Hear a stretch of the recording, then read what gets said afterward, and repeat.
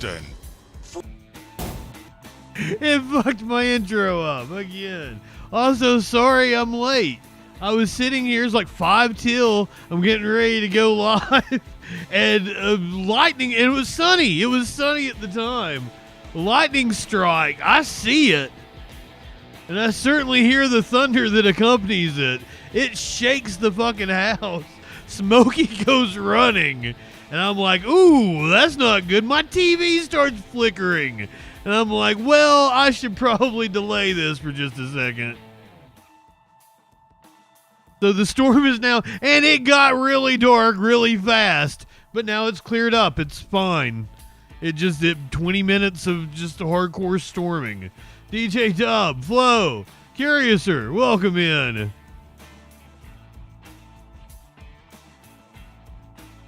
She's not a good actress, DJ Dub. I'm gonna show you a video. She's not a good actress. That's the problem. She was horrible on 20 minutes of hardcore porning. I like The Edge. I lose whole evenings to porning sometimes. God damn. Clinically, good evening, my friend. Hope you are well. I'm not high enough for this ship. Mamala, Ducky, welcome in. The sketch with what's her name? Maya Rudolph. Where the Mamala comes in. That was fucking funny.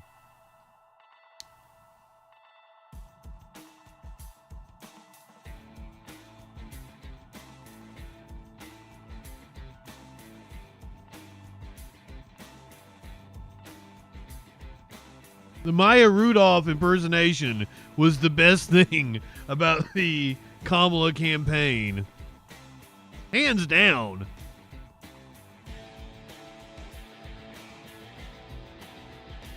I'm glad Emma had the same take that I had.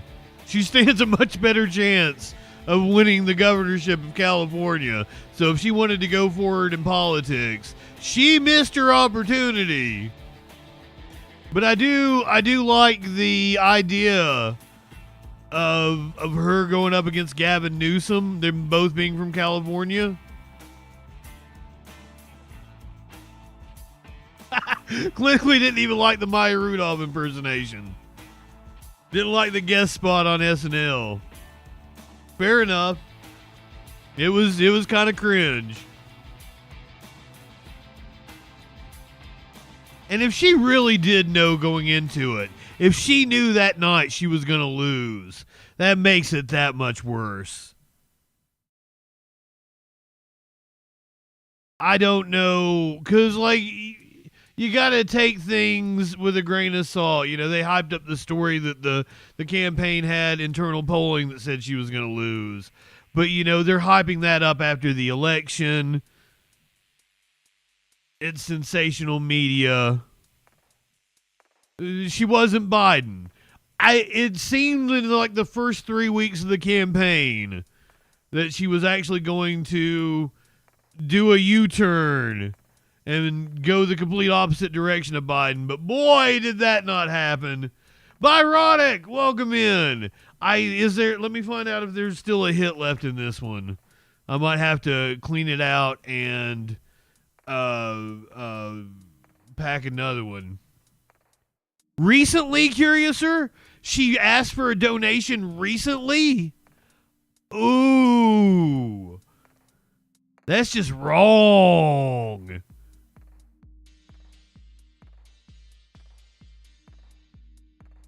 Since we're talking about her, I guess we'll start off with it. I had it in embarrassing things for Democrats that happened today in that section of the show. But since we're talking about it, this is one of the most cringe videos I have ever seen in my entire life. If you guys haven't seen it, she did it. It's on her TikTok. It's on her TikTok. Everyone thinks you've been kicking back, drinking margaritas on the beach. But really, you've been hard at work writing a book, meeting with leaders, thinking about the future of our country.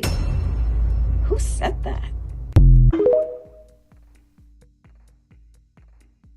Everyone thinks you've been kicking back, drinking margaritas on the beach. But really, you've been hard at work writing a book, meeting with leaders, thinking about the future of our country. Who said that? Now, I read the Clinton campaign book after 2016. See, nobody gets it. She probably didn't get it either. I read the Clinton book, but the Clinton book was commissioned before she knew she was going to lose. It was commissioned to be a book, and she gave the authors just fucking free rein to her campaign. It was commissioned to be a book about her breaking the glass ceiling. Instead, they called it Shattered. Inside the doomed 2016 Hillary Clinton campaign. And it is amazing. It is such a fascinating read. Because she commissioned it beforehand and she thought she was going to win and gave the authors unfettered access. So, whoo, they told the real story on the other side. Seriously. And what's really amazing is that Bill Clinton was probably right about a lot of things. And I'm sure a lot of us don't want to admit that. If you read that book, he was out there. You need to be slapping hands. You need to be going door to door in Michigan and Pennsylvania. He said it the entire fucking time. And nobody in the campaign would listen to him. They had these data nerds that were running the analytics. And they're like, oh no, we have it tied up here. It's insanity.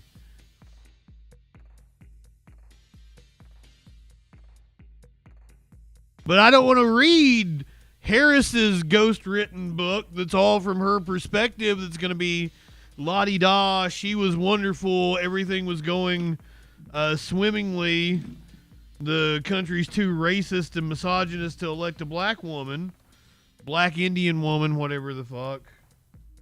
I don't want to read that book. That has no appeal to me.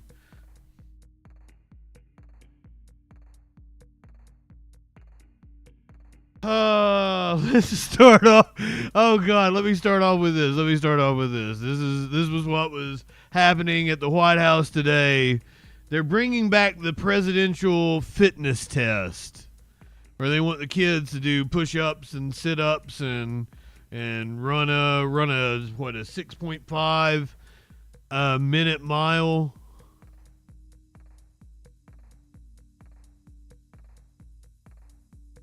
And Trump apparently named to his commission.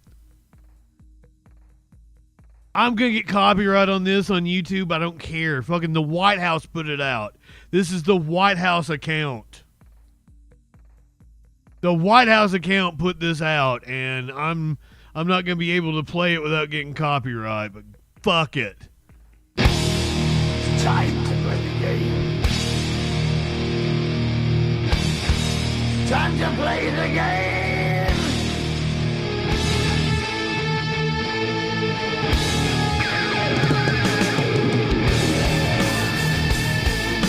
Time to play the game!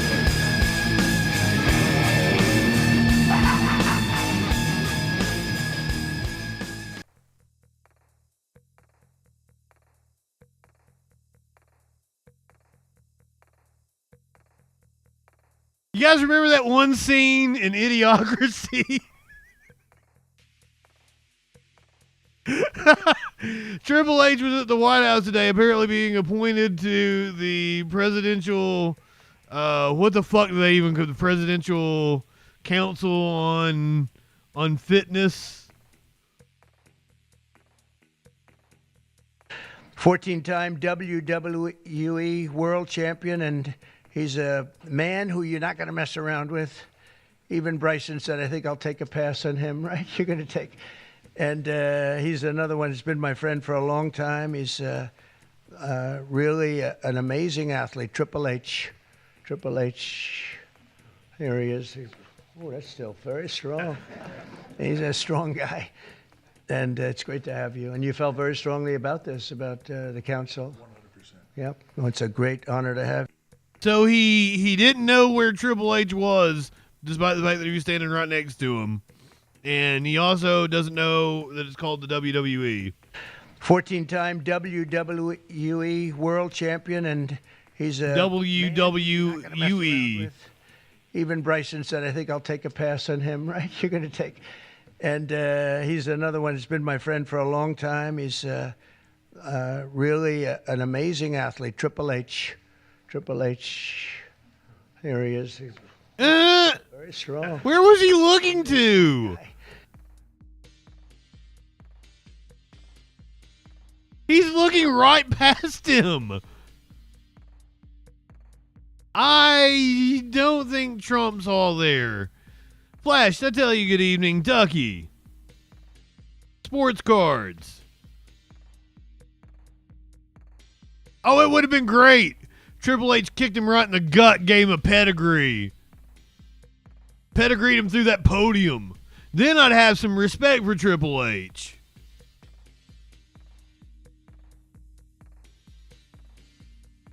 The White House is getting a new ballroom. Because all the women, they had to go out to the tent that they would put out on the front lawn. The dresses would get all dirty. Bobby, when it rains, it's a disaster. And the tent's 100 yards. That's more than a football field away from the main entrance. And people are slopping down to the tent. It's not a... Slopping. The women with their lovely evening gowns, all of their hair all done, and they're a mess by the time they get. And they've always wanted to have it. And I said, in the first term, I said, if I get another shot at this, I'm going to do a ballroom. I was pretty busy in the first because I was running. You're going to do a ballroom. I was also fighting for survival with all of the lunatics I had to beat. But it worked out, obviously, it worked out very well because here we are. But I always said I was going to do something about the ballroom because they should have one. So we'll be leaving it. It'll be a great legacy project, and I think it'll be special. You saw some renderings of the initial. I think it'll be really beautiful. From Bobby, when it rains. Big, beautiful ballroom. I'd rather be kicking Authority in the balls. He's kicking Authority in the balls. Kaya, darling, welcome in. I hope you are well. The lunatics in charge are apparently trying to frame Trump for colluding with Russia. We have new documents every day that just prove Obama was committing treason. All right, so I want to get to some breaking news right now in this Russia matter that started 10 years ago in Washington, D.C. At the moment, newly declassified documents have been made public. These are from the Durham report. How much additional light will be learned about the origins of the Trump-Russia investigation is something we are trying to find out. Republican Senator Chuck Grassley is here. He chairs the Senate Judiciary Committee. And Senator, thank you for your time today. Want to know what they had to dig Grassley up. Apparently, based on my reading of it, the reanimate his corpse. Stored in an annex. I don't know where that is or who oversees it. And they were being kept in burn bags, which I assume is material that's set to be incinerated. What's the truth? What's happening? What did you see in the documents? Well, you see, you're bringing attention to the burn bag to me for the first time, and I'll leave that up to the FBI to describe, but I think it's evidence of the great depth that the deep state will go to cover up weaponization that was going on in the FBI and the executive branch of government generally under the Obama administration. And I want to thank Kash Patel of the FBI and Pan Bondi, our Attorney General, for releasing these documents, because after 8 years, and it took us 3 years to get this information, but after 8 years, I think we need maximum transparency on all the schemes that were going on 10 years ago to either stop Trump from being elected or after he was elected to ruin his presidency. And that's what this Durham report is all about. And it gives information that Comey FBI had 8-10 years ago that they never followed up on, and it actually brings attention to the fact that there was either a Clinton conspiracy to make this happen, or a Russian disinformation. But either way, it was an attempt to stop Trump, and it also proves that the FBI had a hand in it. And now, after these 8 years, 3 years of my trying to get the document, we know that there was the Steele dossier paid for by the Democrats and the Clinton campaign, that it was all effort of total distraction, and to make it look like Russia was playing a very major role in helping Trump to be elected. And now we know none of that was true. And no! This Durham report, Annex out, it finally proves that the FBI was covering up. Wow. Okay, here is what we've got from a source with Fox Digital. Let me go ahead and read this statement. It just came in. Ultimately, the release of the classified annex will lend more credibility to the assertion that there was a coordinated plan inside the U.S. government to help the Clinton campaign stir up controversy connecting Trump to Russia. You essentially just said that, Senator. That's what I heard from your answer. Sir, is there a smoking gun in this? Well, I think the smoking gun kind of dovetails in with things that Tulsi Gabbard has put out in the recent 2 weeks, and things that we had with the Crossfire Hurricane Index that I released a couple weeks ago. Kind of all dovetails into the same thing, but it gets back to the fact that whether you have a Republican or Democrat administration, that there's cover-up, and we shouldn't have it.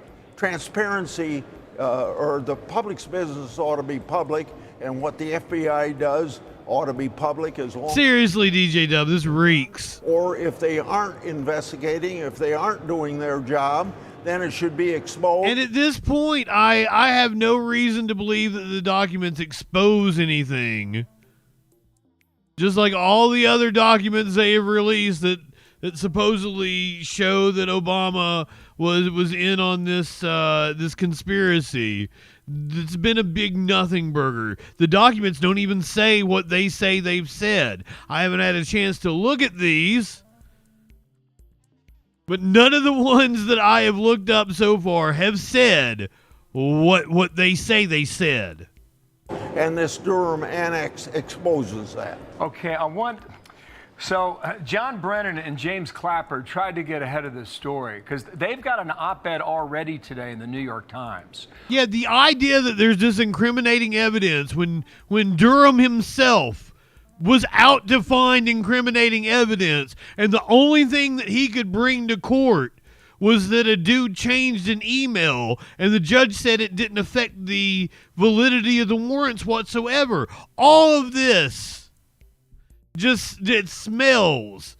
They're releasing classified documents, and they know their followers are stupid enough to run with it and think there was some deep state cover-up. That's all they can say. All they can say is deep state cover-up because they can't actually specify what it is.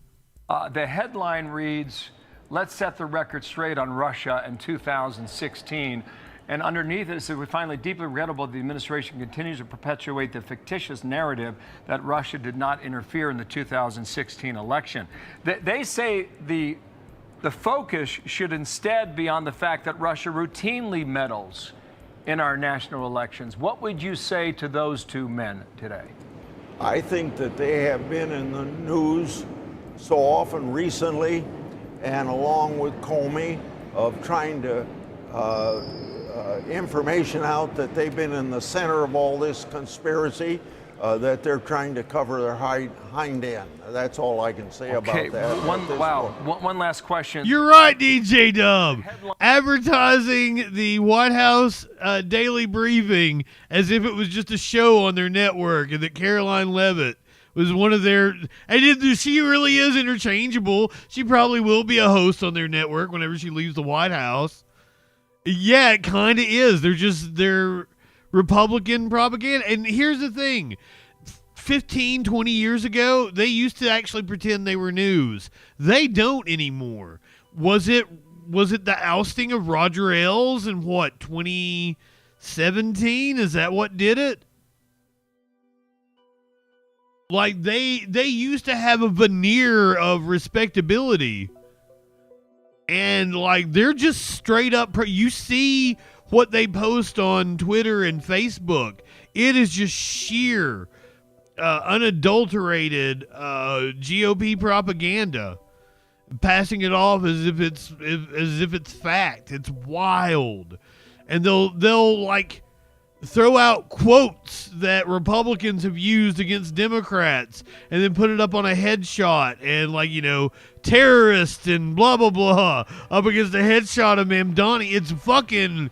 It is wild.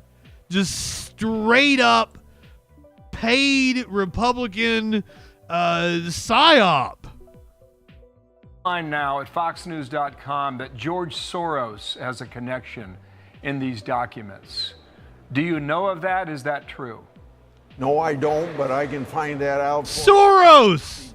Glad to get back to you with an answer on that. Okay. Senator, thank you. Another fantastic example. He brought up Soros. It's like internet level trolling. Flash, I tell everybody, I worked in the media for almost 30 years. I can assure you it's not leftist. Is it neoliberal? Yeah, possibly. But every boss I ever had was a Republican. I can tell you that at the TV station I worked at, one of the anchors was a Democrat. One of the anchors was a Republican. They never told me this, but I knew it from talking to him personally. The weatherman was a Republican. All of us in the production booth, every single one of us, we were like Eat the Rich, fucking burn it all down. We were about as far left as you could go, right? All the salespeople are Republican.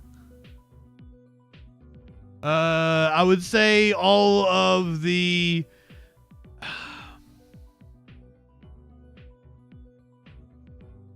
I would say a majority of the reporters would lean Democrat, but probably more establishment neoliberal. So that's the rank and file maybe would lean more towards a Democrat perspective. Morning Joe is on MSNBC. Joe Scarborough, a former Republican congressman. One of their main anchors is Nicole Wallace, and she was White House press secretary under Bush.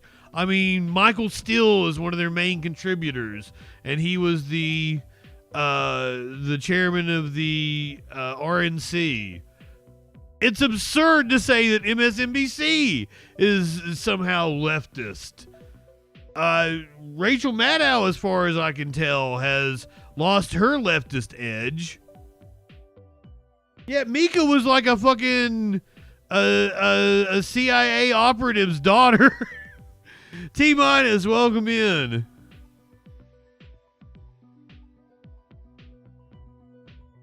The idea that the media is leftist is just odd. Maybe the camera people are, because they're a lot poorer than the millionaires in front of the camera. Carla, welcome in. Now, Fox running with this story like they've uncovered some major scandal. Meanwhile, apparently, behind closed doors, their MAGA media is stating that this is actually just a joke. Trump is just joking. It's part of his sense of humor to say that Obama might be committing treason or did commit treason. It's all a jokey joke.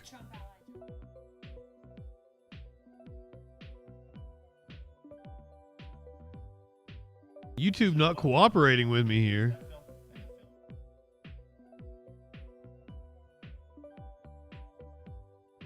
Trump ally Joe Rogan repeatedly slamming the Trump administration over the Jeffrey Epstein investigation. He's like, well, we have a film. We're going to release that film. And the film has a minute missing from it. Yeah. Like, do you think we're babies? 3 minutes. How does Pam Bondi say we have thousands of hours of footage? And then Kash Patel says we don't have anything that you're looking for. Rogan demanding answers, but he is increasingly isolated in that demand. Yes, they are Out babies. front with more on how MAGA is starting to fall in line. Those that say they'll no longer support President Trump because he didn't release every single thing we've ever known about Jeffrey Epstein, just because they say they're done, they're not done. The Epstein saga has rocked the MAGA base for weeks. February MGT's boyfriend is Ryder. MTG's. At CPAC. Bill Clinton. Nice guy. Got a lot of problems coming up, in my opinion, with the famous island with Jeffrey Epstein. Like, you trained us to go after this issue. Does the president believe that justice has been served in the Epstein case? President Trump can't get away from questions about Epstein. Ghislaine Maxwell says she'll only testify if you pardon her or she gets immunity. But at the White House, few of those questions are coming from Trump-supporting media outlets. If you look at the 20 of the top 47 promises President Trump made, he delivered on all those campaign promises. Brian Glenn is the White House correspondent for MAGA media outlet Real America's Voice. People say, Brian, why don't you ask questions about Epstein? I'm like, because everyone else is asking the question of Epstein. We need to get to the bottom of Epstein because Epstein is the key that picks the lock. Some in MAGA were initially unhappy with Trump's handling of the Epstein. The key that picks the lock. The Journal broke this story and Trump denied it and sued the paper for defamation. Many in the MAGA base rallied to his defense. This is a centerpiece of the deep state trying to destroy Trump, going to destroy Trump, and going to destroy the MAGA movement. In the wake of the Wall Street Journal attack on the president, I think the administration has already taken several... This dude is like 25 years old. That's what being a Nazi does to you. Well, the steps that that are going to be good steps in the right direction. So, but the idea that like Donald Trump is covering up the whole Jeffrey Epstein thing, like that doesn't make sense, right? Yeah. Buddy.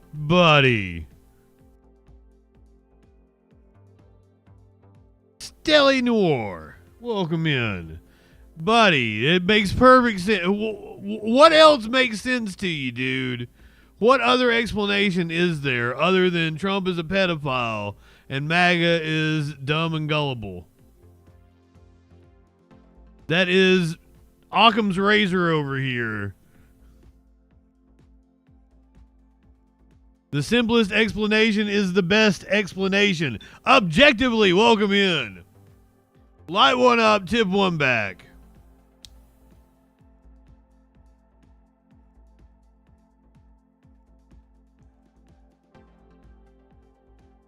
Bureau chief for Breitbart, an outlet that supports Trump but has asked questions about Epstein. You mentioned the Wall Street Journal story as an attack. I mean, was that an attack or was it just the Wall Street Journal reporting a good scoop? Well, the president says that he never wrote that thing, and I have no reason to believe that he did, right? Like, I at this point, I don't know. But their reporting shows. Well, their reporting says that he did, right? Like, they say that, but, I mean, we've seen other media outlets get stories wrong about President Trump. Potentially trying to distract from Epstein. This is not the real thing. This is an artist's basically rendition Obama of treason. Of what it would look like. Posting a fake AI video of the former. Seeing it like that is what makes me like, oh yeah, Trump totally did that. When I was hearing the description, I'm like, I don't know.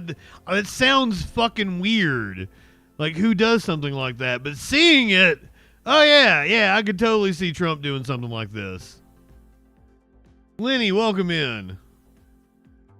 attack. I mean, was that an attack, or was it just the Wall Street Journal reporting a good scoop? Well, the president says that he never wrote that thing, and I have no reason to believe that he did, right? Like, I at this point, I don't know. But their reporting shows. Well, their reporting says that he did, right? Like, they say that, but, I mean, we've seen other media outlets get stories wrong about President Trump. Potentially trying to distract from Epstein, the Trump administration has started baselessly accusing Barack Obama of treason, even posting a fake AI video of the former president being arrested. Trump posted the video of Obama getting arrested. Well, we all know that President Trump has an insane sense of humor. He likes to troll, and he's insane. He's the master at that. Could that, in a way, mislead the base, thinking that that's going to happen? I think there's a chance that that could happen, because people will see that and go, "Oh, it's going to happen. It's going to happen next week." When it doesn't, they get a little disappointed. But while some in MAGA might be happy for now on how the administration is handling Epstein, you guys can watch Brian's pre-show. Brian and his girlfriend, the Congresswoman Marjorie Taylor Greene, warn that the Trump base still wants answers. Marjorie Taylor Greene, who's your partner, said, if you tell the base of people who support you of deep state, treasonous crimes, election interference, blackmail, and rich, powerful, elite evil cabals, then you must take down every enemy of the people. If not, the base will turn and there's no going. I think they're kind of a cute couple. Maybe people in the administration saw that tweet. Maybe they understand that they have to be as transparent and do what's best for the American people. Tony, that's just so fascinating. So if many in MAGA media base, certainly right now, are uniting behind Trump on Epstein, is that then a done deal, or could sentiment shift again just as quickly? Yeah, they certainly could change very quickly, Aaron. And what's interesting there is we spoke to a few different outlets at the White House, as you saw. Breitbart, for it is clearly a Trump supporting outlet, but it's covered the White House for a long time, and it does occasionally ask the president and administration tough questions. They've asked questions about the Epstein story, but these new outlets that have been left into the White House press corps over the past few months, like the My Pillow people and Brian Glenn, as you saw there from Real America's Voice. These outlets, the My Pillow people, even though their audiences are extremely interested in this Epstein issue, you heard there Brian saying why he didn't ask these questions. I thought I would retire old Maggie Lindell eventually. I've had that. That's one of the oldest drops I've got. Mike Lindell saying he was smoking crack. I think it was during the 2020 campaign. He was out in front of a rally, and they didn't ask him about smoking crack. He just volunteered the information. It was fantastic. But certainly, if these outlets are supposed to be part of the press corps, they are supposed to be holding the administration to account. So I think their audience would be expecting more of them. Aaron? All right, Tony, thank you very much. 2020 seems so quaint now. People that smoke crack love to talk about it. They love to talk about crack. That is absolutely true. During that press conference with Triple H, and I wonder how Triple H, his father-in-law has been accused of sex trafficking. He's now standing in front of a adjudicated rapist.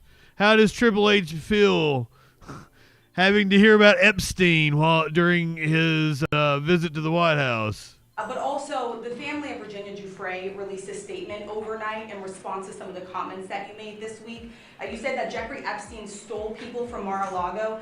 At the time, did you know why he was taking those young women, including Virginia? No, I didn't know. I mean, I would figure it was ABC fake news that would ask that question, one of the worst. But no, I don't know really why. But I said, if he's taking anybody from Mar-a-Lago, he's hiring or whatever he's doing. I didn't like it, and we threw him out. We said we don't want him, at the place. This is a story that's been known for many years, as you know. But I didn't like it that he was doing that. Yeah, please. But also, the family of Virginia Giuffre released a statement overnight in response to some of the comments that you made this week. I have a timeline of Mar-a-Lago. At the time, did you this accusation. those young women, including Virginia? No, I didn't know. I mean, I would figure it was ABC fake news that would ask that question. One of the worst. And how he's now changing his story completely. But changing his story in a way that makes him seem far more guilty. It's absurd. Are you fat? Welcome in, friend. If you are fat and you got some big old titties, I will give them a slap. A titty slap! Come on now.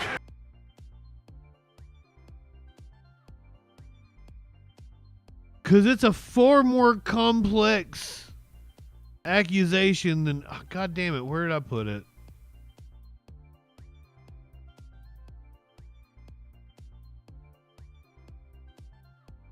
Apparently P. Diddy's people wasn't even here. We're going to go ahead and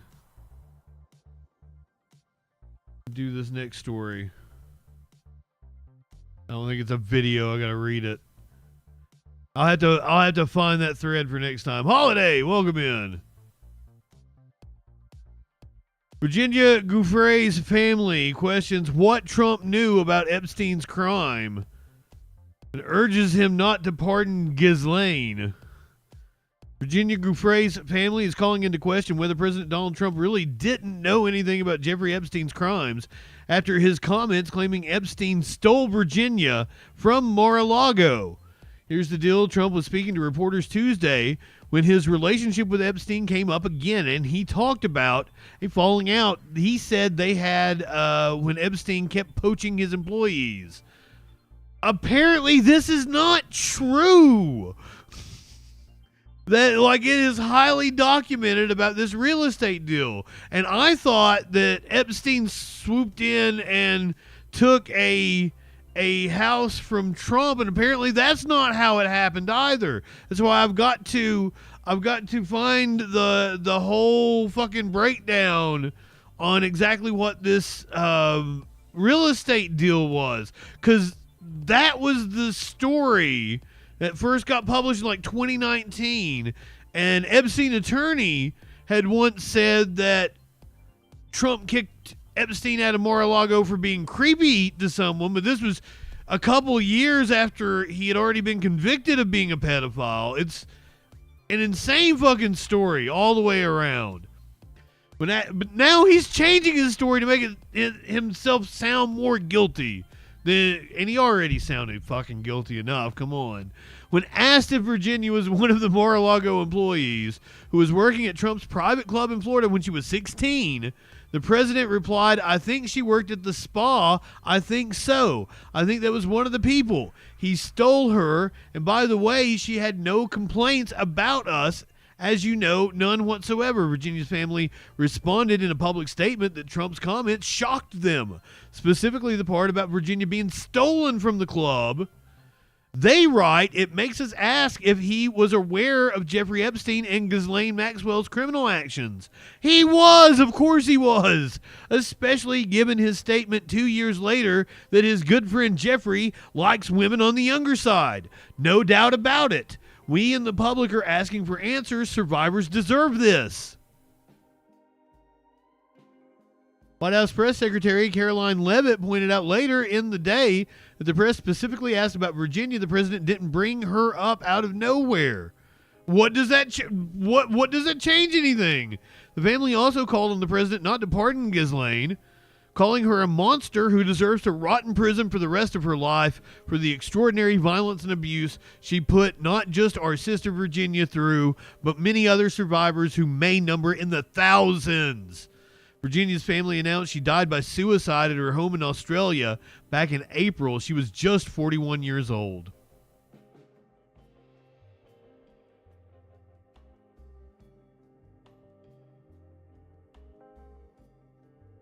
And then we have this.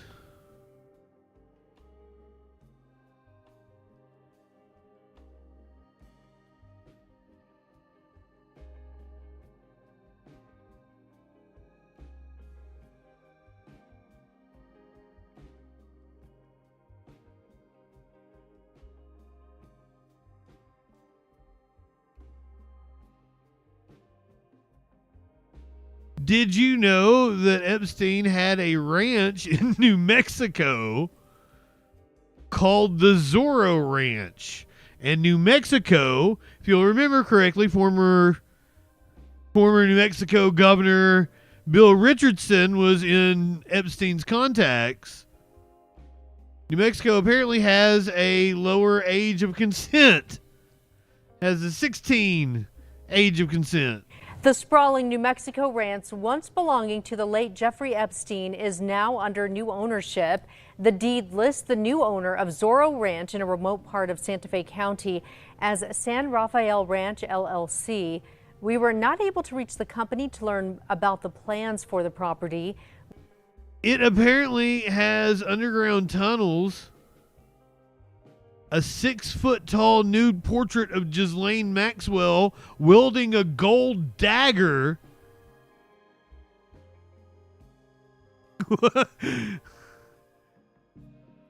The feds raided his other properties, but apparently New Mexico law enforcement barely touched the Zorro Ranch. It has its own airstrip.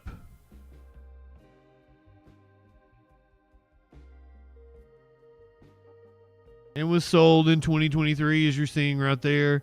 This was the Zorro Ranch in New Mexico. We did hear back from the Epstein estate, who says the proceeds will be used to pay the estate's creditors. The ranch was listed for $27.5 million. Did you see that? Like, I thought the idea of having tunnels under it was kind of crazy, but look where it's seated. It absolutely could have tunnels under it very easily. Holy shit.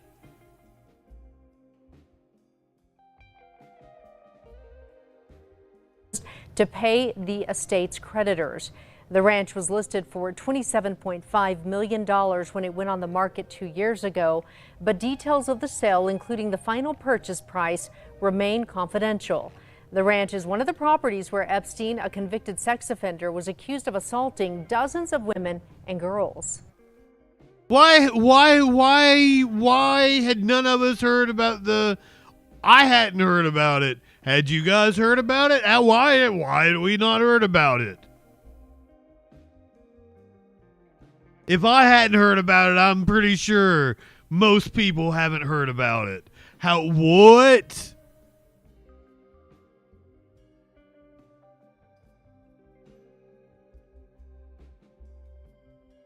There's apparently a mystery third person that has not been identified inside of the Epstein jail footage. We went over the CBS News piece last night. The report says the unit was secured by 2 doors, one requiring a key held only by Noelle and Thomas. Noelle told investigators, we watched this last night, without her physically opening that door. But here's where it gets tricky. Let's look at this one example. 4 a.m. Noelle remains in full view of the camera, yet seconds later, someone walks in, and it appears neither Noelle nor Thomas let her in. The report is silent on this apparent contradiction. And even if there was no other key, both Noelle... So they haven't identified that person? Mystery third person spotted on camera in jailhouse footage from Epstein's final night has been revealed. Fucking Daily Beast.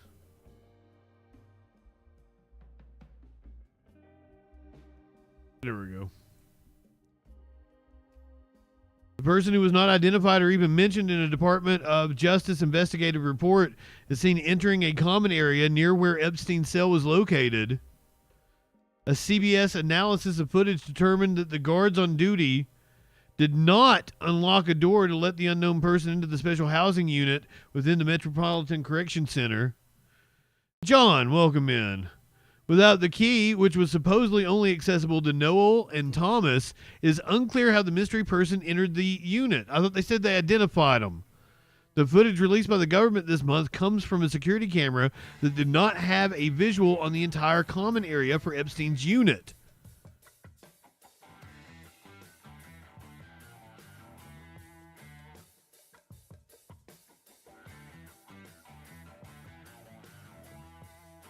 It doesn't identify who the... Okay, a DOJ report said the blurry figure was a corrections officer carrying up linen or inmate clothing. Connor McCourt, a retired NYPD sergeant and forensic video expert, told CBS he believes the shape was someone dressed in an orange inmate jumpsuit. It's more likely it's a person in an orange uniform, suggesting it may have been a prisoner ascending the stairs. The orange figure's movement up the stairs to Epstein's cell block was around 10:40 p.m., making it the last recorded movement in the direction of Epstein's cell. Despite the guards on duty being required to check on Epstein every half hour, as he was on suicide watch and temporarily did not have a cellmate, the DOJ said no guards checked on him that night. His body was found at breakfast the next morning. As per God, we'd seen this sign. Must be conducted every 30 minutes on Epstein. As per God, it said. The DOJ released a statement about the findings of the CBS analysis, but stopped short of conceding that the investigation into the matter may have fallen short.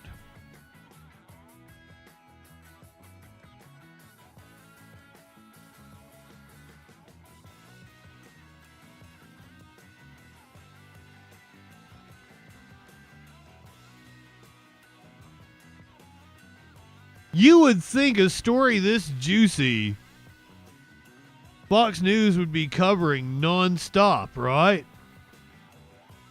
Media Matters publishing today.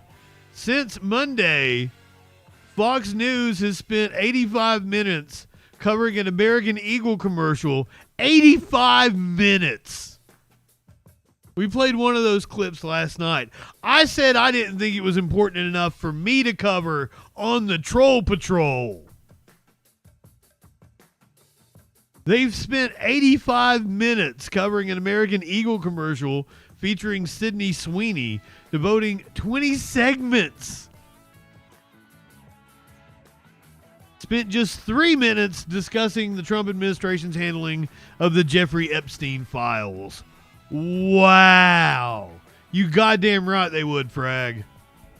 Welcome in, my friend.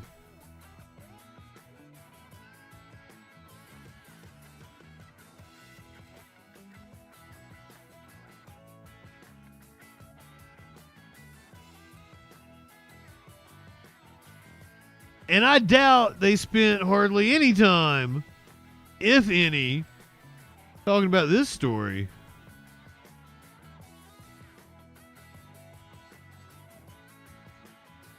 Prominent Wisconsin GOP operative who said he would fight child predators.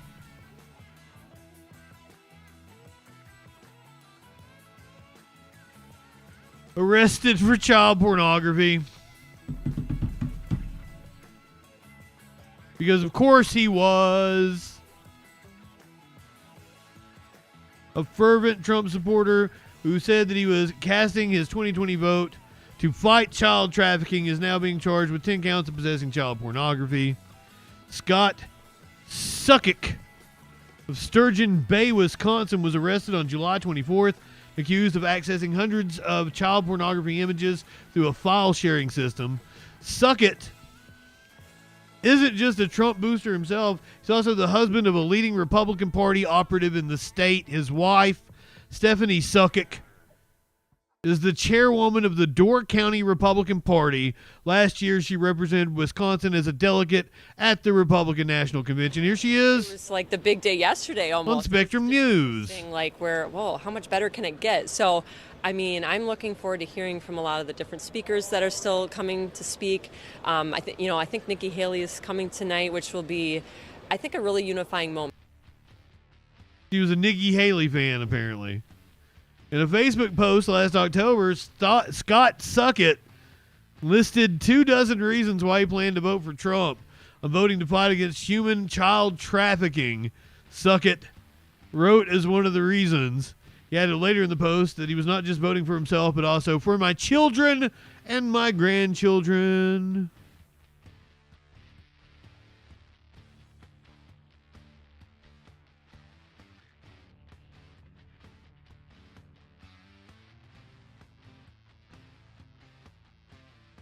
And since we're talking about predators, I just wanted to fit this in here somehow.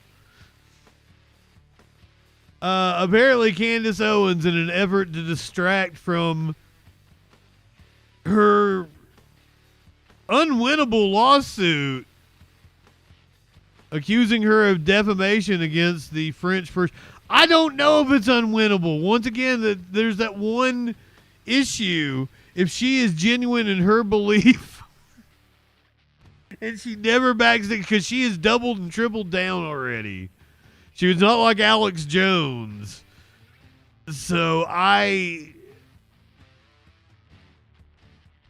if all her text messages say, yes, I think Brigitte is a man, does she genuinely believe it? And then is it defamation? Anonymously, welcome in. You're not going to believe who she had as a guest on her show. She's interviewing Harvey Weinstein. But have you considered that it could be deeper, that there was somebody who wanted you put away, that there may have been someone who wanted your... Oh, and she's apparently trying to get Harvey Weinstein, a Jewish man, to admit that, like, the Jews wanted him put away, apparently. Company, because to me, there is just overwhelming evidence that you were set up here. It looks to me like a modern day hit. I don't know who you upset. I don't know what they were after, but it just looks to me like a rigged system and they took you out. To me, it looks like it was just a show trial and the outcome was already determined before you even stepped into that courtroom. I do think that you stepped on somebody's toes. Like there's somebody's toes that you stepped on that you may not have been aware of when you were in Hollywood because you had a lot of power. You had a lot of power. You know, I can't say who. Why not? Why can't you say who? What do you have to lose? Because I'm not sure that I'm right. You and know, you say, I think. Maybe. I really want to push you on this point, Harvey, because I think it's very significant. I mean, you had the greatest movies. She thinks it's the Jews. Power, and I'm wondering if there was anybody in Hollywood that you may have been fighting with at that time. Just anything that could have been going on, because I think there's something bigger happening here. There wasn't a fight per se, but the establishment, I would not say, was my friends. Right. And what is the establishment in Hollywood? It's normally the big studios, but I can't say that they were part of this. Right. No, I'm just wondering, like, who in the end, who owns all those movies now? Does she know he's Jewish? What happened We sold the catalog to a company called Be-In, you know what I mean, which is owned. Oh no, he got off on the one charge, like he won that appeal, but he was still convicted. Like, was it the LA one he got off on, and he's in jail in New York? Or I may have it backwards. He was charged in both jurisdictions, and he was convicted in both originally. But, like, on appeal, he won, like, the appeal and got one overturned. But he's still in jail on the other one. By the Qatari government. And the Qatari government sold the other part of the library to a company called Spyglass and Lantern, which is owned by the Saudi Arabian government. Very interesting. I'm asking these questions because my investigation into this isn't going to stop. She totally could not get him to admit. I don't think I follow Milk Bar TV. Do I? I will now, Nathan Livingston.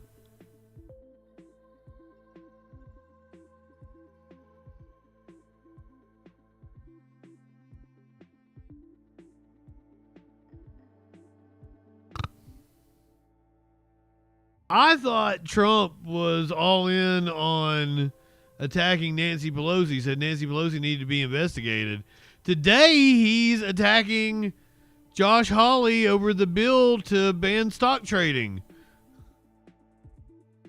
Trumpy boy attacked Missouri Republican Josh Hawley, a second-tier senator, after Hawley voted with Democrats to advance a bill banning stock trading among lawmakers, presidents, and vice presidents. Hawley introduced the bill that would ban members of Congress and their spouses from holding, buying, or selling stocks. It passed out of the Senate Homeland Security and Governmental Affairs Committee by a vote of 8-7 on July 30th. After being modified to extend the ban to future presidents and vice presidents, the restrictions in the bill won't affect Trump or Vice President J.D. Vance. Hawley was the lone Republican to vote for the bill. It was originally dubbed the Pelosi Act, alluding to the criticism former House Speaker Representative Nancy Pelosi has faced over her husband's stock trading. However, the bill's name was changed to the Honest Act as it moved through the committee. Pelosi has expressed support for the bill. I wonder why Hawley would pass a bill that Nancy Pelosi is in absolute love with. He is playing right into the dirty hands of the Democrats. It's a great bill for her and her husband. Wow, but so bad for our country. Fuck you, Trump. Fuck you, you piece of fucking shit. Put me in alligator Alcatraz. Fucking fascist.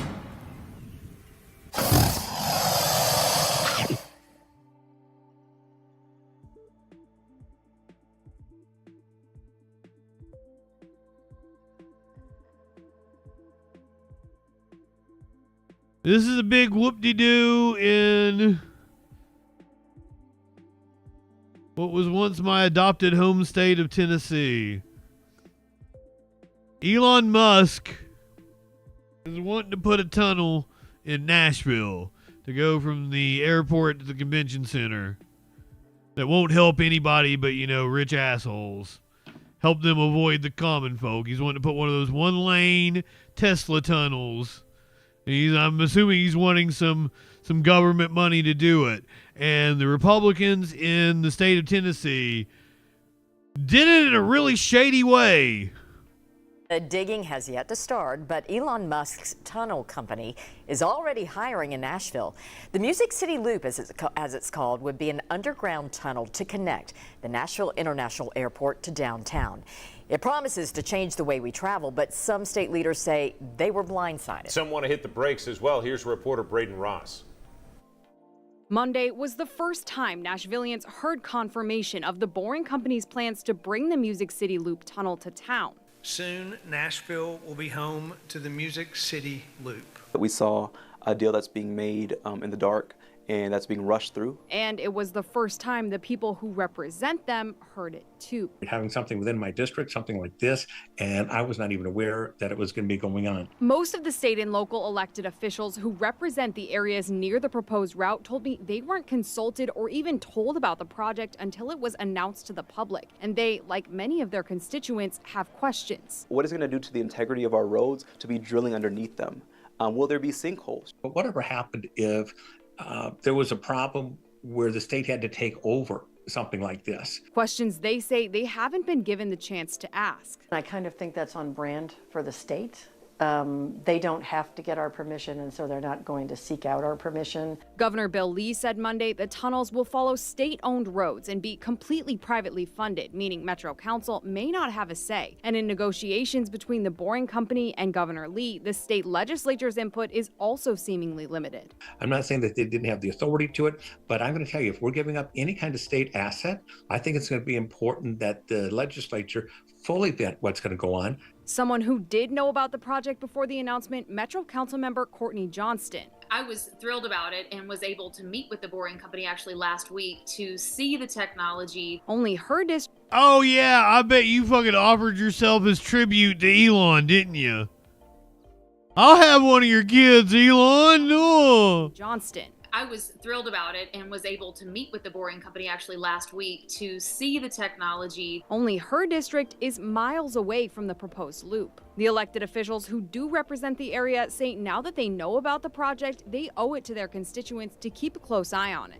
I'll be asking the chairman and such to say, can we get together for a summer study? And I'm not trying to in any way stop this. I'm just trying to make sure that Tennessee, all of Tennesseans, are well represented and we're getting a fair shake for Tennessee. Thursday morning, the State Building Commission will vote on whether to approve of leasing a state-owned parking lot downtown to the Boring Company to begin staging equipment for the project. We stopped by the parking lot tonight and found that the Boring Company has already set up shop, holding a hiring event there this evening.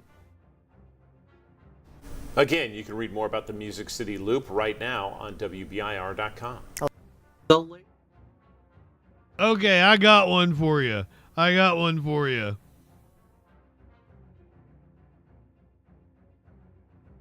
Let's check out this map of the major fault lines in the United States. Do you guys know where Nashville is in Tennessee? I'm going to put my cursor. It is about right here. About right here.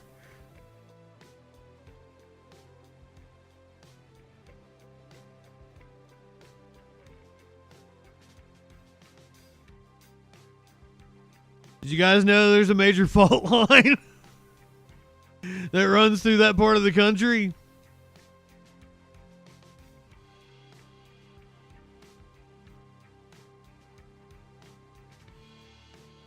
Why would you be for it? Like, it does nothing for anybody other than probably drain taxpayer money and put it into Elon's pocket, making him even richer. And then it's just like a shuttle service for rich people from the airport to the convention center.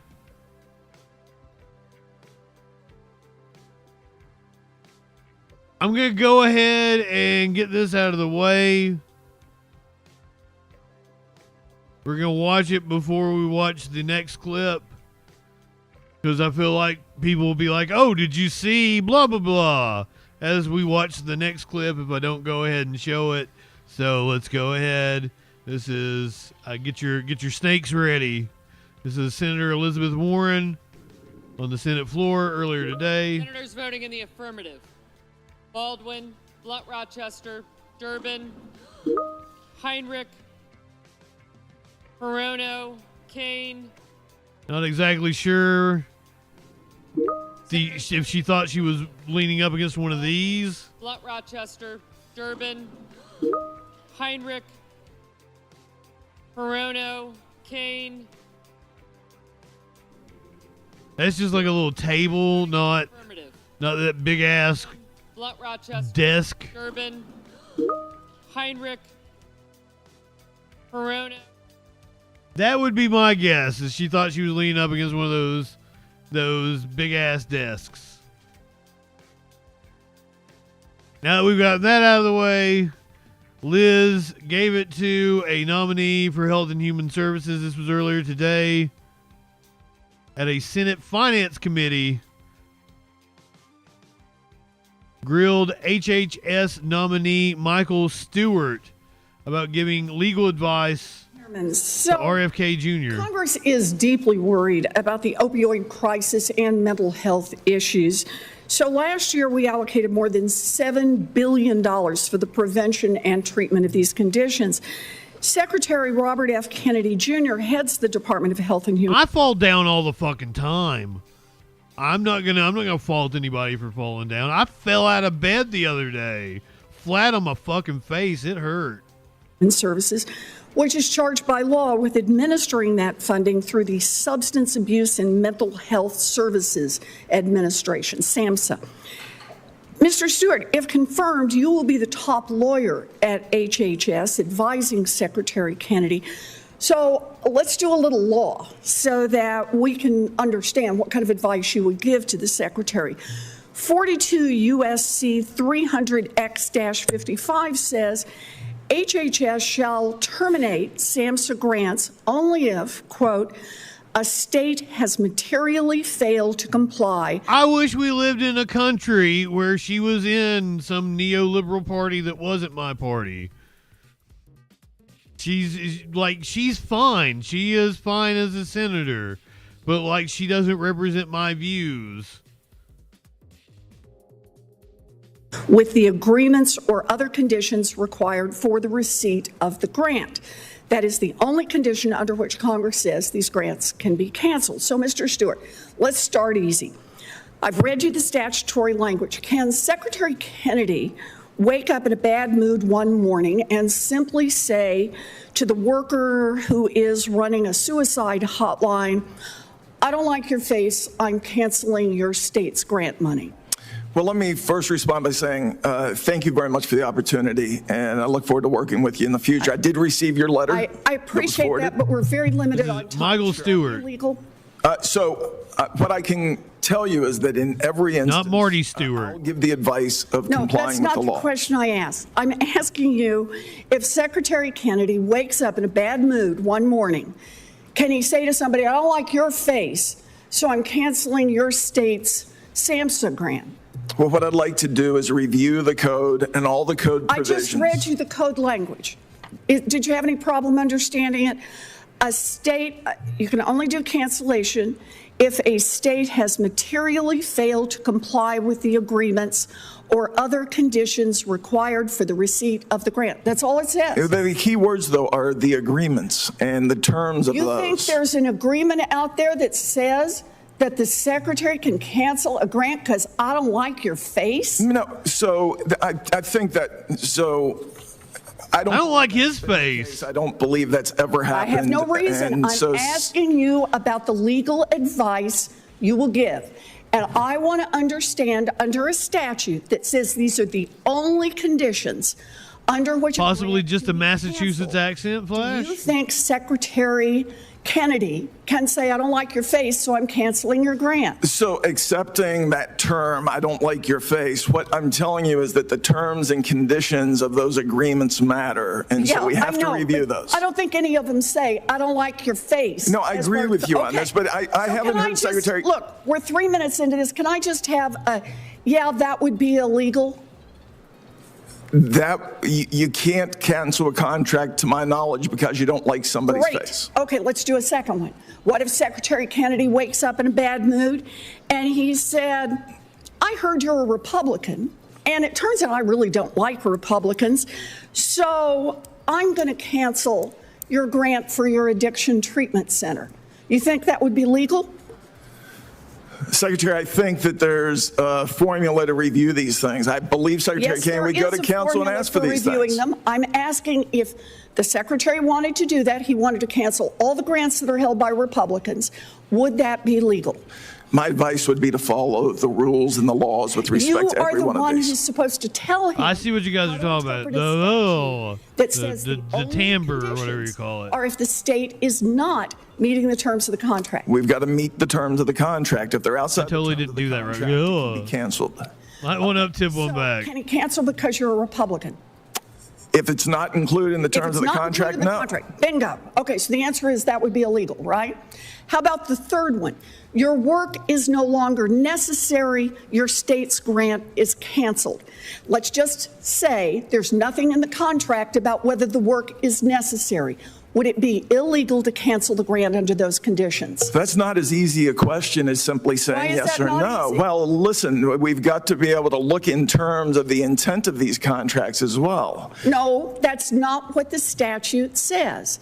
And you are the lawyer who is giving advice to Secretary Kennedy. And so I want to know, as the person who gives advice, when you read statutory language that says there's only one condition under which you can do this, and that is if the state has materially failed to comply with the agreements or other conditions, that you can cancel the grant. And by the way, you have to give notice in a hearing for doing that. Can he wake up and say, we decided we don't need you anymore? My advice if that's not in the grant. My advice will always be to follow the terms and agreements. So in this case, you would say you can't do that, Mr. Secretary.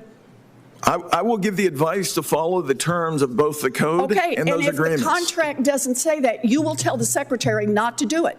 In every instance, we will follow the terms and conditions and make sure we follow the code. Well, I really hope you do follow the terms and conditions in the agreement, because that is exactly the letter that Secretary Kennedy sent, canceling projects all over this country, and the only grounds he gave were grounds that are not in the contract and clearly in violation of the law. So I hope, Mr. Stewart, based on what you've said, you will deliver that message to Secretary Kennedy and give advice that is consistent with the law in the future. Thank you. Well, let me just... Thank you. Let him respond. Thank you. Oh,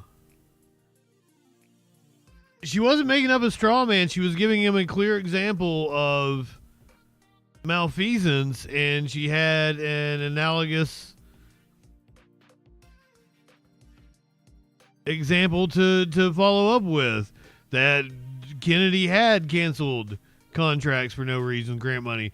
The administration has been doing this, using the grant money as like an extortion tactic. And several schools have had to sue to get their grant money back. That's what Harvard's going through right now.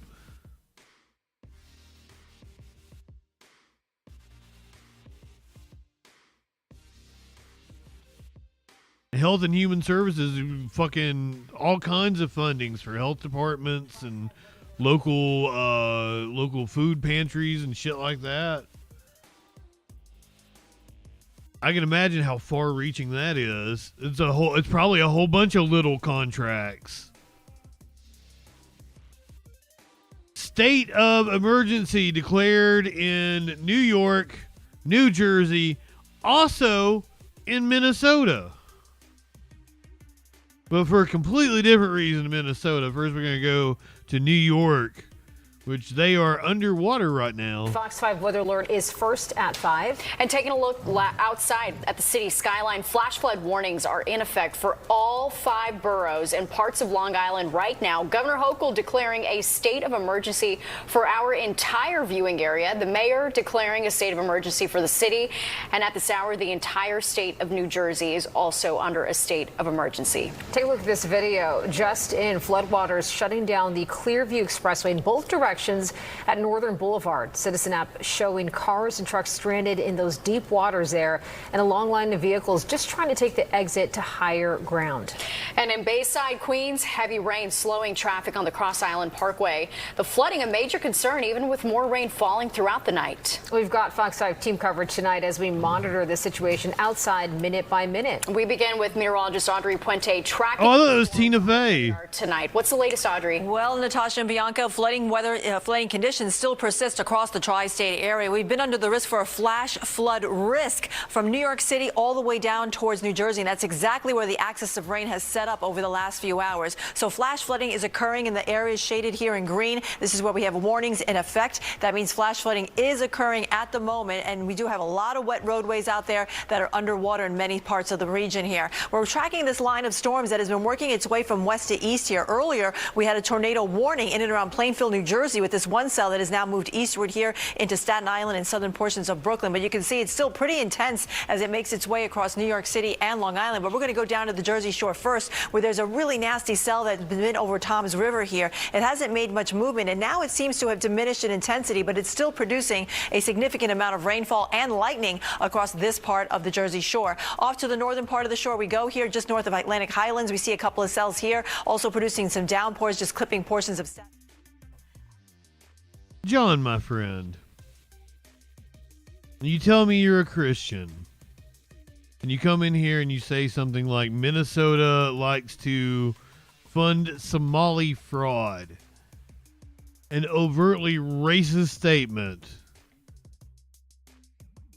something I don't believe is true. I have no idea what you're referring to. You're passing judgment on an entire group of people. Your Bible says judgment is reserved for God and God alone. Supposed to treat others the way you would want to be treated. Do unto others as they would have do unto you. Brother. That is an overtly... Holy shit. That is an overtly racist statement, and also not true.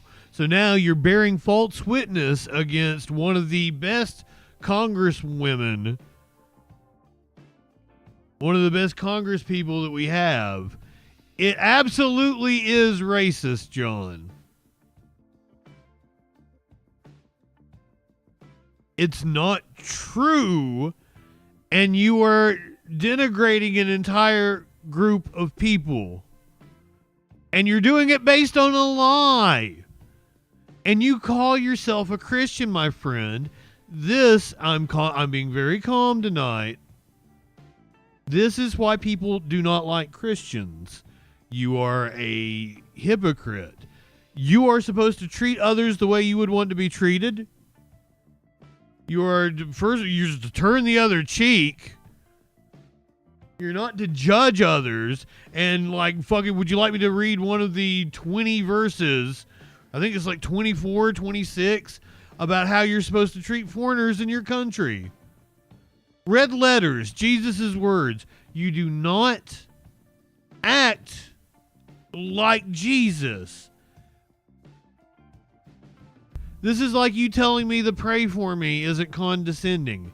Brother, it is. It is incredibly racist. X1011, welcome in, my friend. I don't, Ducky, John called in. Everybody thought he was nice and pleasant and everything. But then he comes in here and says racist shit. And he's like, oh, it's not racist, it's true. My broad generalization, my broad negative characterization about an entire group of people, that's not racist. Even though literally the textbook definition of racist.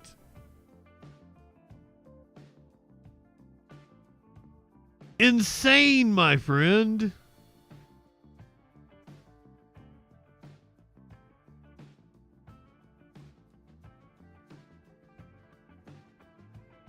I don't know what to say to you. Like,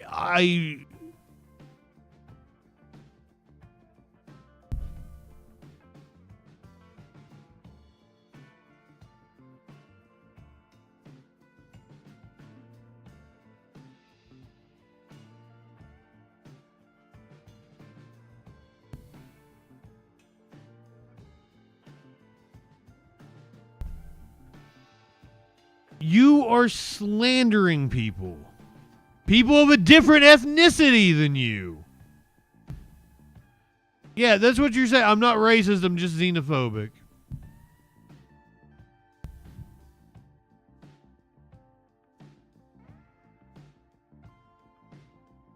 I am begging you, John, to stop having opinions on shit you know nothing about. Start admitting that you might be stupid. You say that, and then you come in here and slander them. You're talking out of both sides of your ass. You don't really mean it. You're not a love. You like, have you ever heard the phrase, there's no love like Christian hate? Or there's no hate like Christian love or whatever. Like, fucking, you people are horrible, horrible people. Just you are. You're definitely fucking stupid, yes. So stop believing bullshit that jackasses on the internet say. You're in a fucking cult. A death cult indeed. Anyway, back to the flooding in New York. Make their way home. That video just surprising to see, Jess. That's right, Natasha and Bianca. Just as we were coming on the air, finally the Clearview Expressway opened up in both directions. But I have to tell you, I'm going to step out of the way so you can see here that traffic is moving slowly. These drivers were stuck in this traffic for about 2 hours, if not more. And the scene here, nothing compared to what happened at around 3 o'clock. Let's look at this video here from Citizen app. You can see rescue crews on scene, cars, and even this white big truck submerged in water. You can see there a man on top of the roof of his car waiting to be rescued. Fucking wow. That gentleman got out of the car, then went back in his car, and that's when firefighters told him absolutely not, get out and get on top of the car, meaning get on the roof until he was rescued. The expressway was closed down in both directions, and when we got here, I want to show you video. This video is when we arrived on scene, which is about about 4:15, 4:30, and by then the water had receded. Still, that big white truck was here in the middle of the road waiting to be towed along with another sedan. The issue here that we saw too was that there was so much debris clotting, over the drains here, covering the drains, so the water could not get by. We spoke to one man who tells us that this happened so quickly. 5 minutes, he says. He says if you were driving on this road and you said, hey, let me try to get by, you just got stuck. And that's what happened to these drivers. Go ahead and take a listen to what he told me he saw once he arrived here on scene. Yeah, water was out of control. Tractor trailer was all the way up to the wheels. You couldn't see the wheels. This white BMW was almost submerged. And the water was just all over the place. And here's video over at Bell Boulevard in Bayside, Queens. So much flooding there. You see the White Castle. This is DOT video. We actually called into White Castle, and the employees told us over the phone that they were their store, their shop was submerged in water, flooding inside that White Castle as well. And now let's take you to the Cross Island and Northern Boulevard, where you see their cars having a hard time getting by. But here, back live to Bayside by the Clearview Expressway. Traffic now moving in both directions. The expressway has reopened, but really, like you said, Natasha, a dramatic scene here. People on the roof of their cars waiting to be rescued, and this all happened in a matter of just 5 minutes. I send it back to you inside. Yeah, so dramatic. Even that semi-truck submerged. It's pretty wild video. All this right, is live now, people. A similar scene in North Plainfield, New Jersey, where flooding is already an issue. Cars on Route 22 being forced to make their way through rising waters. A few drivers tell Fox 5 they are not taking any chances. Climate change. Climate change. So I going to pick it up the customer. I work for Uber. So when I see a lot of rain, I cancel the request because it's a lot of rain, heavy storm. I see this light dry, and I see all these waters coming from the hills and get into this area. And I'm not taking risks to go under the water. Yeah, it's too dangerous. Yeah, that is the right call. Definitely don't drive in that. The city has dealt with severe storms over the past few weeks. Ooh-wee. State of emergency also declared in Minnesota, but for a completely different reason. The National Guard has been called in to help with a cyber attack. Tonight, we're learning Minnesota is uniquely prepared to investigate cyber attacks like the one that hit St. Paul. Minnesota is just one of 4 states with a National Guard team dedicated to cyber protection. This is the world we live in now. There's no going back. There's no putting the genie back in the bottle. This is the first time the National Guard has been activated for a state mission. We are also continuing to find people impacted by outages. Frankie McClister is in St. Paul with their stories, and he joins us now. Hi, Frankie. Hi there, Amelia. I'm going to step out of the frame so you can see what I'm talking about. It's signs just like these right here that photojournalist Ray Campos is showing you that say, well, right there, no internet or Wi-Fi. And a trio of sisters told me that this is a service that they rely on. So it's just a hard decision at the moment. Tiara Strong and her sisters felt lost after visiting St. Paul's Rice Street Library for this reason. To get on the computers to look up colleges. And what'd you find out? That is no Wi-Fi. Signs like this continue to be posted at several St. Paul libraries and rec centers, which on Wednesday, Police Chief Axel Henry says is one of the continual impacts of the attack. This digital security incident, the city did a very smart thing by shutting down the systems to make sure they could isolate that and not let that spread. The hack of the multiple city websites forced leaders to shut down internet access for city services and programs. Now they're getting help from the FBI and the National Guard. In the world we live in, you don't need bullets to fly out of rifles to be effective. Minnesota's civilian soldiers were called in as part of the state of emergency declared by Mayor Melvin Carter on Tuesday. The leader of the Guard's cyber protection team says they've been training for this mission for years. We're looking at how, whatever a threat actor gained access, what was their initial vector to achieve access to the network, how'd that happen? Where did they go? What have they done? But city leaders say even during the shutdown, they're ready to respond to emergencies. Just want to be crystal clear. The 911 service, emergency services, general police operations as a whole are operating just as they always had. As for when it'll be fixed, officials aren't sure, but Strong and her sisters have their hopes. Very soon, like today, like right now. In the next 30 minutes.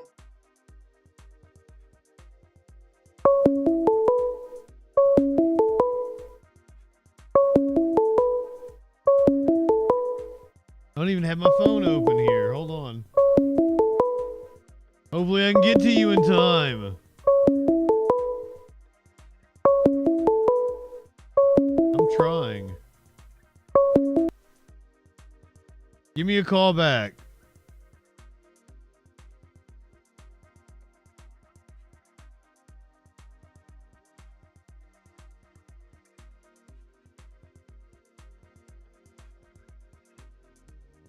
John, my friend, you're coming in here unprompted. Nobody mentioned Ilhan Omar. Nobody mentioned the candidate for mayor. And you just start attacking them with lies. And you want me to believe that you're not racist.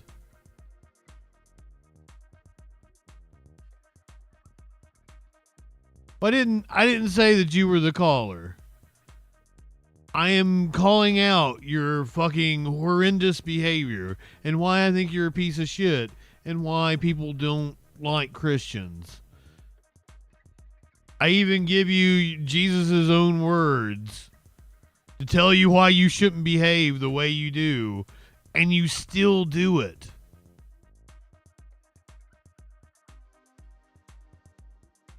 I was wondering where you were, DJ Dub. You're wrong about Ilhan Omar. She committed no fraud. That's a right-wing conspiracy theory. You need to turn off right-wing propaganda. The shit that you see on Facebook, on Twitter, on Rumble, on a lot of times on YouTube isn't fucking real. They lie. They take advantage because if they keep you upset about bullshit, it keeps you engaged. It drives engagement. So, like, lies thrive in right-wing media. Yeah, you can't turn off right-wing media. That's true. And then you just come in here and you say the dumbest shit. And you want me to contend with just flat-out fucking falsehoods about a congresswoman who doesn't represent you, I would assume. That's one of the, like, you're attacking a member of Congress who doesn't represent your district. And you want me to believe that you're not a racist. I don't know how to explain it to you, my friend. And this is why I think religion is bad. Christianity is bad. Because it teaches people to believe bullshit based on faith. Instead of having the critical thinking skills to be able to discern what is real and what is false, what is propaganda.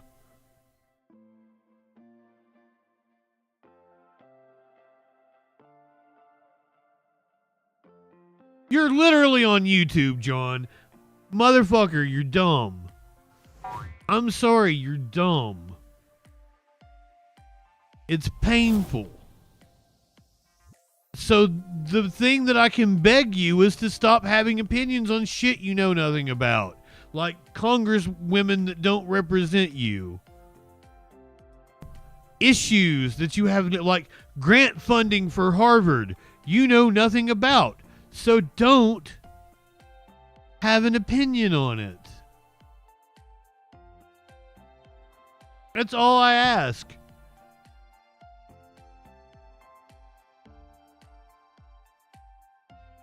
I don't know why people are so quick to have opinions on shit they know nothing about. And then you can come in here and say blatantly racist ass shit to me and not feel embarrassment for it. And it breaks my heart that there are people like you out there. You seem like a nice guy with good intentions. Yet you've had your mind warped by idiocy. I don't know. I know for a fact that the falsehood that Ilhan Omar married her brother, it is a false claim, came from right-wing propaganda. That never happened, dude. And also, she's not your congresswoman, is she? Why are you obsessed with the black woman? Are you telling me that you're not racist?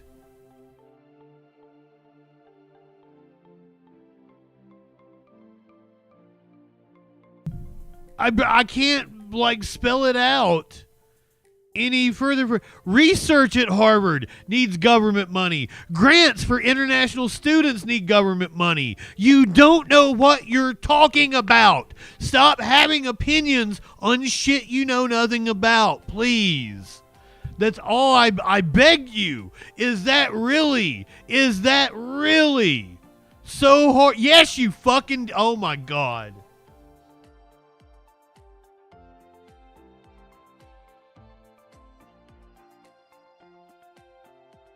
Fuck, dude, you're stupid. I'm not high enough for this shit. God help us all. God help these people that were on a Delta flight. 25 of them have been hospitalized. Described as significant turbulence on a Delta flight. 25 passengers went to a hospital, and we're now hearing from some of the passengers who thought that they were about to crash. ABC's Mola Lengi has their story. This morning, troubles in the skies. Minneapolis started off 5-6 emergency aircraft. 25 passengers taken to the hospital after a Delta flight from Salt Lake City to Amsterdam experienced significant turbulence. They have the emergency vehicle standing by. The plane with 275 passengers and 13 crew on board diverted to Minneapolis' airport Wednesday night. Passengers on board describing the terrifying moments. The plane rose rapidly up about 500 feet and then did somewhat of a nosedive. What's this Paula Dean and Ted Nugent looking fuckers doing on my screen? Very rapidly down about 1,500 feet. There's a moment where we thought we were going down, so I'm, still shaken about it. It was very scary. 25 people were injured and transported to hospitals. One young lady in particular, I believe she got thrown up twice to the ceiling and down and landed on people. I think she ended up with some fractured ribs. The Airbus A330 landing safely in Minneapolis. Well, Delta says those 25 passengers were taken to the hospital for evaluation and care, and the FAA is now investigating the incident. Mola Lengi, ABC News, Reagan National Airport. 25 people hospitalized.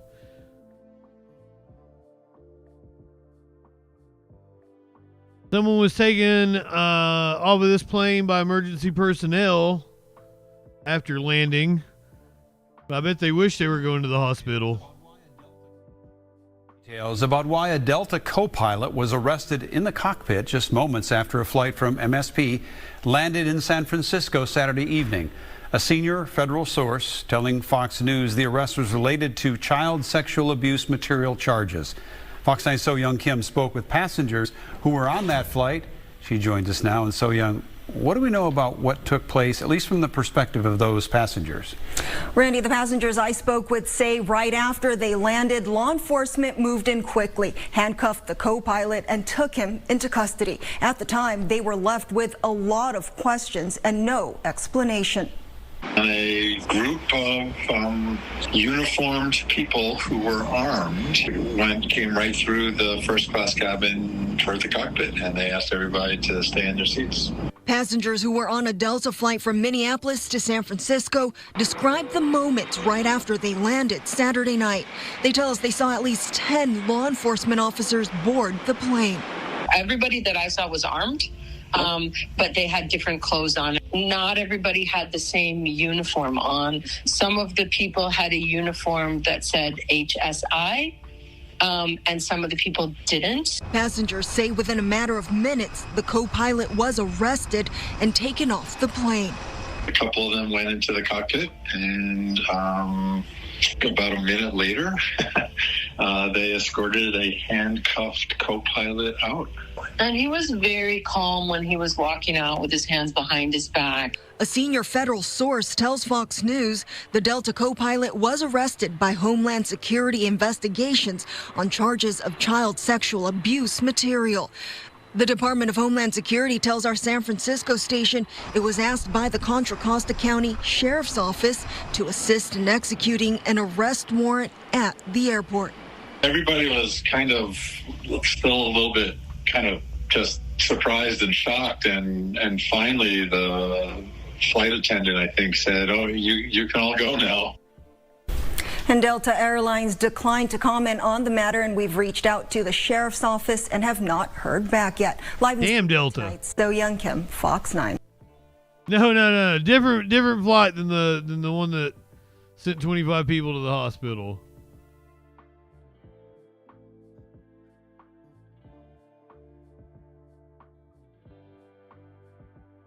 Gets a little gruesome. Gets a little gruesome for the next few stories. So, content warning.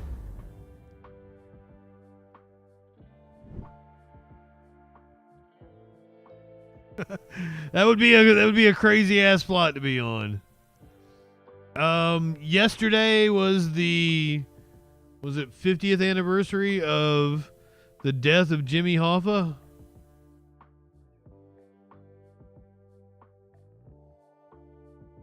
And I know nothing about. I know he was like a union boss, and he might have been the head of the union, one of the AFL.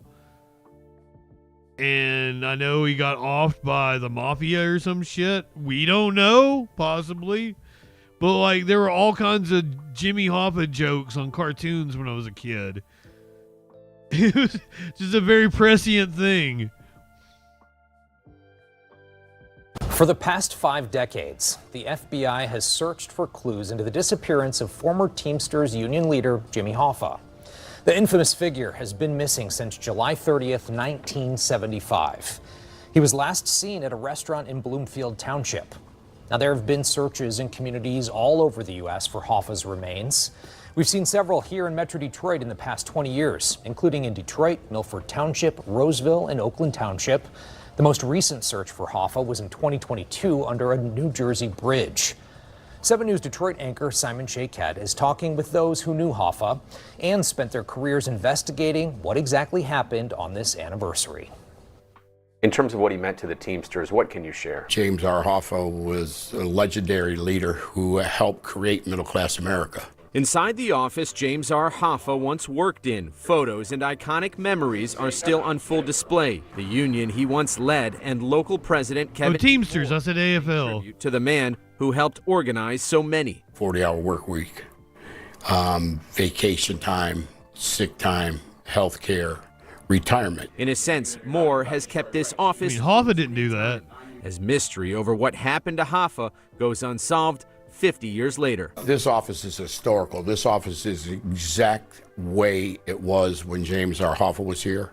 Everything except the color of the carpeting. We all know there's been a number of digs, right? It's never gone away. Former FBI Detroit Special Agent in Charge Andy Arena met with me outside the parking lot of the former Marcus Red Fox in Bloomfield Township, the last place Hoffa was allegedly seen. The FBI and law enforcement, they've tracked down every lead.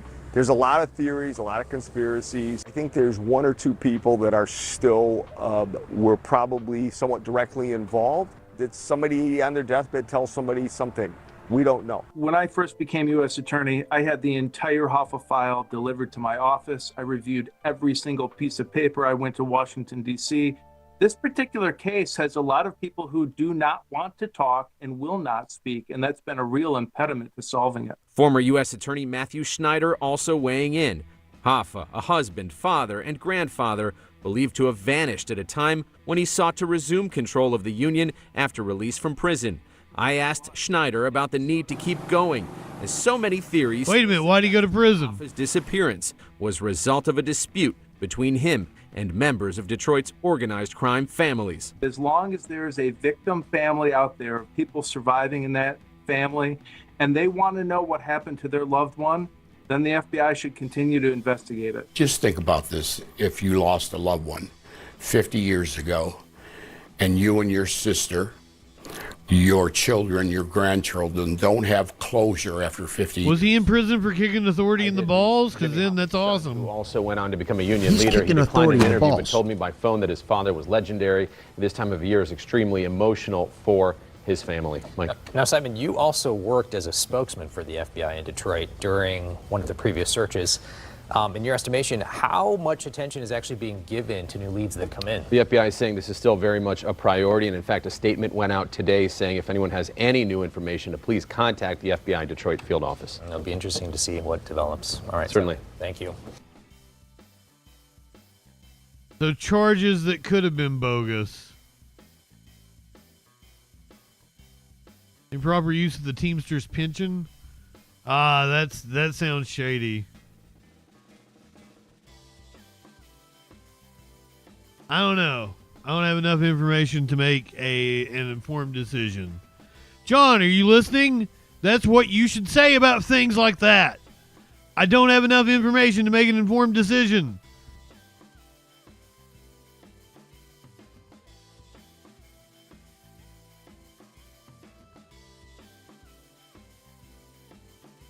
You're not bringing a different perspective. You're just stupid. And you believe bullshit. And it's annoying that you don't realize you came in here and said something really racist. The issues deserve the attention. You came in here and said something false about a black woman that doesn't represent you. We're actually talking about issues and shit. Brother, you're really dumb. And like your idiocy like shouldn't be our burden, you know? And for anybody who wasn't here, like John called in. Everybody liked him. He was a likable guy. But then he just comes in here and spouts ill-informed racist nonsense. Yeah, brother, like I've debunked the Elon married her brother bullshit many times.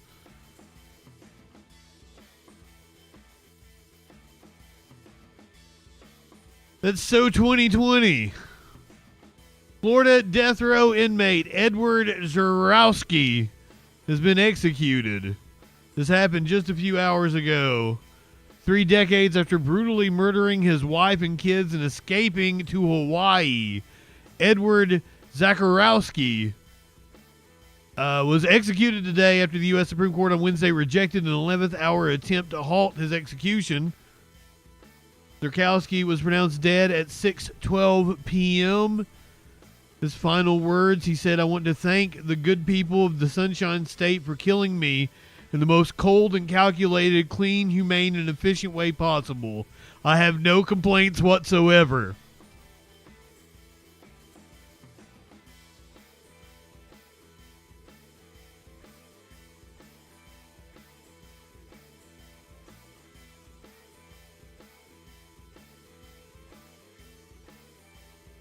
It's a fantastic quote. Once again, his final words before execution.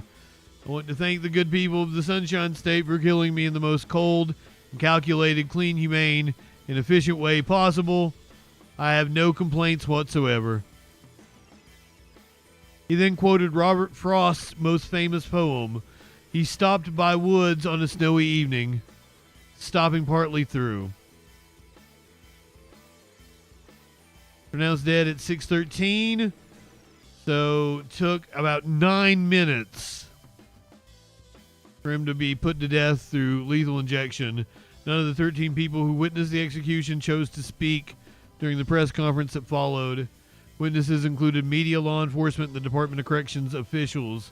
Small group of protesters remained outside of the prison as media were escorted out. 2 Florida executions still scheduled for August. This is like their 9th. Edward Zakarowski's execution will set a new modern-day record in Florida for the number of prisoners executed in a single year. 2 additional inmates are scheduled to be executed by the end of August. Florida Governor Ron DeSantis also signed a death warrant this week for Curtis Wyndham, who was convicted of killing 3 people in 1992. Wyndham's execution is scheduled for August 28th. Nationwide, there are 11 planned executions remaining in 2020. I guess it's supposed to be in 2025. At least at this time, including Zakarowski, Bates, and Wyndham.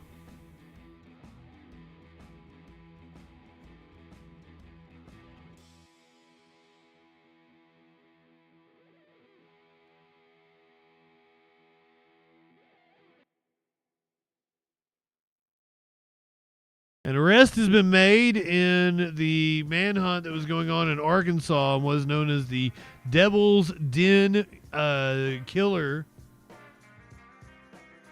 News. This is breaking news. This afternoon, we're expecting new information from Arkansas State Police as they investigate the deadly attack at Devil's Den State Park. Yeah, welcome to 5 News Plus. Our team is, of course, all over this right now. There is a news conference that is scheduled for 2 o'clock today at the State Police Headquarters in Little Rock, not in Lowell like it was last night at 9:30, but this time it'll be down in Little Rock. We'll, of course, bring that to you live. This all began last night with a post from a stylist at a salon that thought at the time had taken video or was cutting the hair. John, shut the fuck up. We went out and visited with her earlier this morning. We're going to hear from her coming up here in just a few minutes and get an insight as to what she was going through last night, especially multiple white MAGA supporting business people were convicted of COVID fraud. Arrest him at that salon. Here's some of the latest information. You're not bringing them up because you're a racist. You fucking moron. As we know, he was arrested around. Now shut the fuck up. At that hair salon in Springdale. He's in the Washington County Jail without bond, facing 2 charges of capital murder. Now, right now, we're learning that he was most recently a teacher in Sand Springs, Oklahoma. He was actually set to start as a teacher at Springdale Public Schools this year. Our reporter Kayla Davis is gathering information right now from the neighborhood where McGann was living, new to the area. She's told us neighbors saw a police presence at his home for several hours last night. And we can tell you that when she visited the neighborhood, that there was a couple of folks that she was trying to interview. They would not go on camera. That he did live at the address there. Confirmed a huge police presence from 6 o'clock until 11 o'clock last night. And so what we're seeing here is the news video from the salon where the arrest was made last night. Here's what the stylist had to say after what happened last night. I want to start off first by saying my condolences to the Brink family. My thoughts and prayers are with you all. I couldn't sleep last night thinking about them. And they'll always be in my heart to imagine those little girls. When I saw him, he looked pretty normal. Something did feel off about him. I noticed I was in the break room heating up my food for lunch, and I noticed a black car pulled up. The doors open, so I would see who would pull up. I came back up here, and I noticed the guy just standing over here. As soon as I saw him, something fell off about him. He looked pretty scary. He didn't look like he was okay. He was very timid. He was always with his head down, long hair covering his face. But I didn't want to speak up yesterday after seeing the photos because anything can change from when those pictures were taken, and looked to be a lot slimmer, but as soon as I saw the pictures, I'm like, that's him. He just looked slimmer. Like I said, he was on the run. He probably didn't eat or, you know, took care of himself. He looked pretty confused. I don't know how to describe it.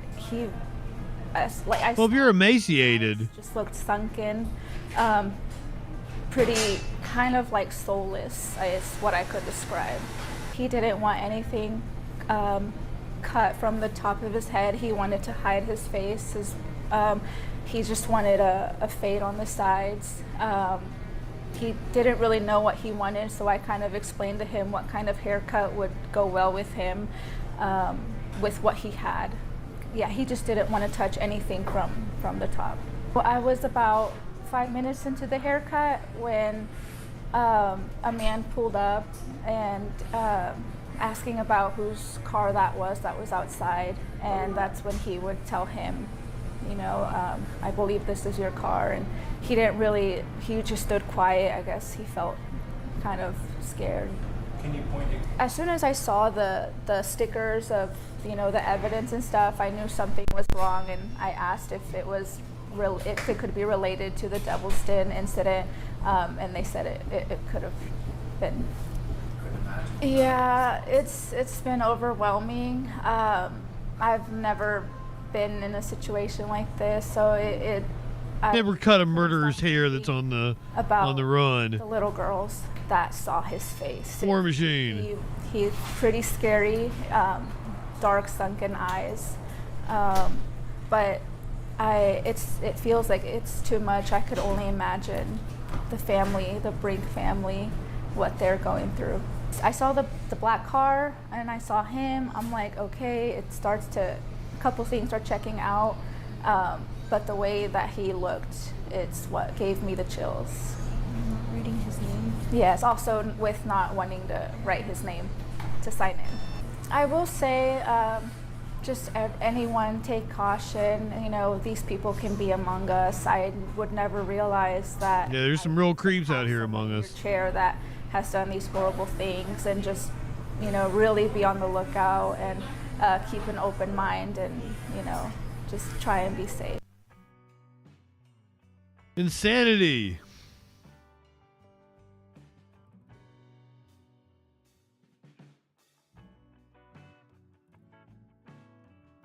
I don't even know how to introduce this one. Apparently an OnlyFans model was live on stream when she was attacked. Smokey, hold on. I'll give you a Smokey up here.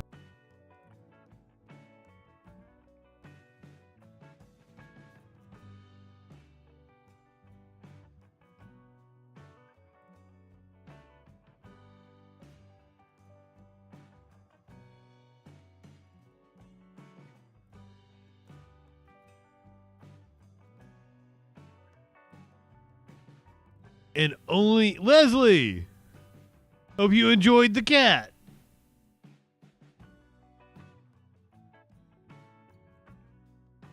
It had something to do with crypto. Caused an OnlyFans streamer to get caught on camera. Cryptocurrency has seen getting attacked. Explode over the last few years, embraced by not just the tech world and celebrities, but also retirees looking to boost their nest eggs. And with crypto's rise and plenty of people making millions, some flaunting their wealth very publicly, would-be thieves have taken notice too, targeting crypto holders and engaging in what are known as wrench attacks. That's when is that who it happened to? Threatens or violently attacks someone in order to gain access to their cryptocurrency. I have no earthly idea. Let's get more now from CNN Shimon Prokupis. I only know her name. Caitlin Saragusa's attackers came under the cover of darkness, guns drawn. No, you guys got it wrong. Caitlin. Oh, is that her actual name?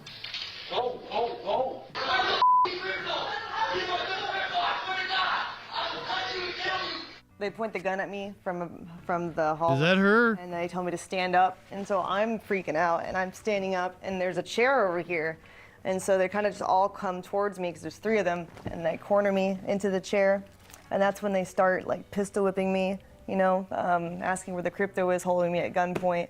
He told me I grow a garden just like a Yes, it is her. Is a famous streamer and OnlyFans model known to her millions of followers as Amaranth. And while she's no crypto kingpin, she believes that a tweet 9 months earlier alluding to her investments in crypto is what prompted the attack. So you're sitting there and the three of them are like around you like this, sort of. Yeah. Masks on. Oh, yeah. Guns. And then one guy, Yeah, was it here? he was on this side of me holding the gun to my head, and the other one was here hitting me. What Saragusa's assailants didn't realize, the entire attack was being captured by surveillance cameras. And Caitlin wasn't alone. She called her husband Nick when the attack began, and he was listening to the entire frightening episode from another part of their home. He was listening from another part of the home? Happening, and then even them hitting her. I'm running. Pussy. I go to the little safe thing I have here, and I type in my code, and then it pops open. I grab the handgun, and then I slip this on, grab this, and then I'm rushing downstairs. Fearing for her life, Saragusa decided to lead her attackers towards her husband. So you, at this point, you're up. What do you tell them? Like, oh, I remembered where it is. I'll take it to you to it. Like, it's so comical, honestly. It's not in the pool. Stop playing. And so how does this is blood here? Yeah. Not in the pool. And bleeding after it was touching, you know, it was, my head dripped onto my hand. Surveillance footage captured Saragusa sprinting across her driveway, It's in here. It's in here. leading them to what she hopes is an ambush. Go, go, go, go. As soon as I turn the corner of these stairs, he's there, waiting at the top, and he tells me to get down, and I'm about like right here when I do. I just hug the side of the wall. I fired 3 shots.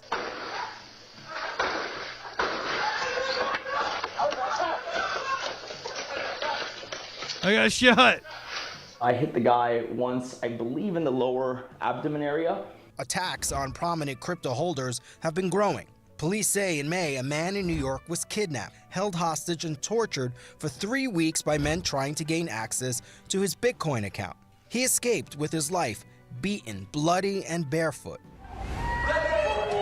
That same month, in France, gunmen ambushed the daughter and grandson of a French cryptocurrency boss, attempting to abduct them off the streets of Paris in broad daylight. And it's not just the crypto elite being targeted. In 2023, an elderly couple in North Carolina was held hostage by 2 men posing as construction workers. They zip-tied the couple before threatening to cut off the man's toes, genitalia, and rape his wife before making off with more than $150,000 in cryptocurrency. Both men were convicted, and Justice Department officials say the ringleader is now serving 47 years in prison. I thought cryptocurrency was supposed to prevent shit like this from happening. I thought that was the selling point. For his involvement in a series of similar attacks. The other is awaiting sentencing. Ari Redboard is the global head of policy for TRM Labs. They're a blockchain intelligence firm that tracks wrench attacks. They issued a report this year analyzing wrench attacks and identified 3 key factors contributing to their rise: the perceived anonymity and irreversibility of cryptocurrency transactions, the public visibility of wealth, and the ease with which personal information can be gathered online. We've seen a spate of these recently. I think in part because you're seeing not losing any sleep over it. One gang says, "Hey, we can do this, and then we can steal these funds and move them at the speed of the internet," and another kind of does the same. So these are the bullet holes, actually, and there's their blood still where they were bleeding from. Because this is the blood from one of them being. Yeah. So these are still the bullet holes. Yes, and some fragments. Caitlin Saragusa and Nick Lee are now taking more precautions. They've hired private security and installed a 12-foot high steel fence around their property. Stop playing. Stop playing. As for her attackers, the man who was shot survived, and all have been arrested and charged in connection with the crime. The crypto thing now there's a lot of concern over security for people who own. Yeah. Who own crypto. Yeah, I would say if you have crypto and you're public about it, definitely make sure you live somewhere where you can have a gun. What a story, and clearly not a one-off here. Yeah. It's a trend. So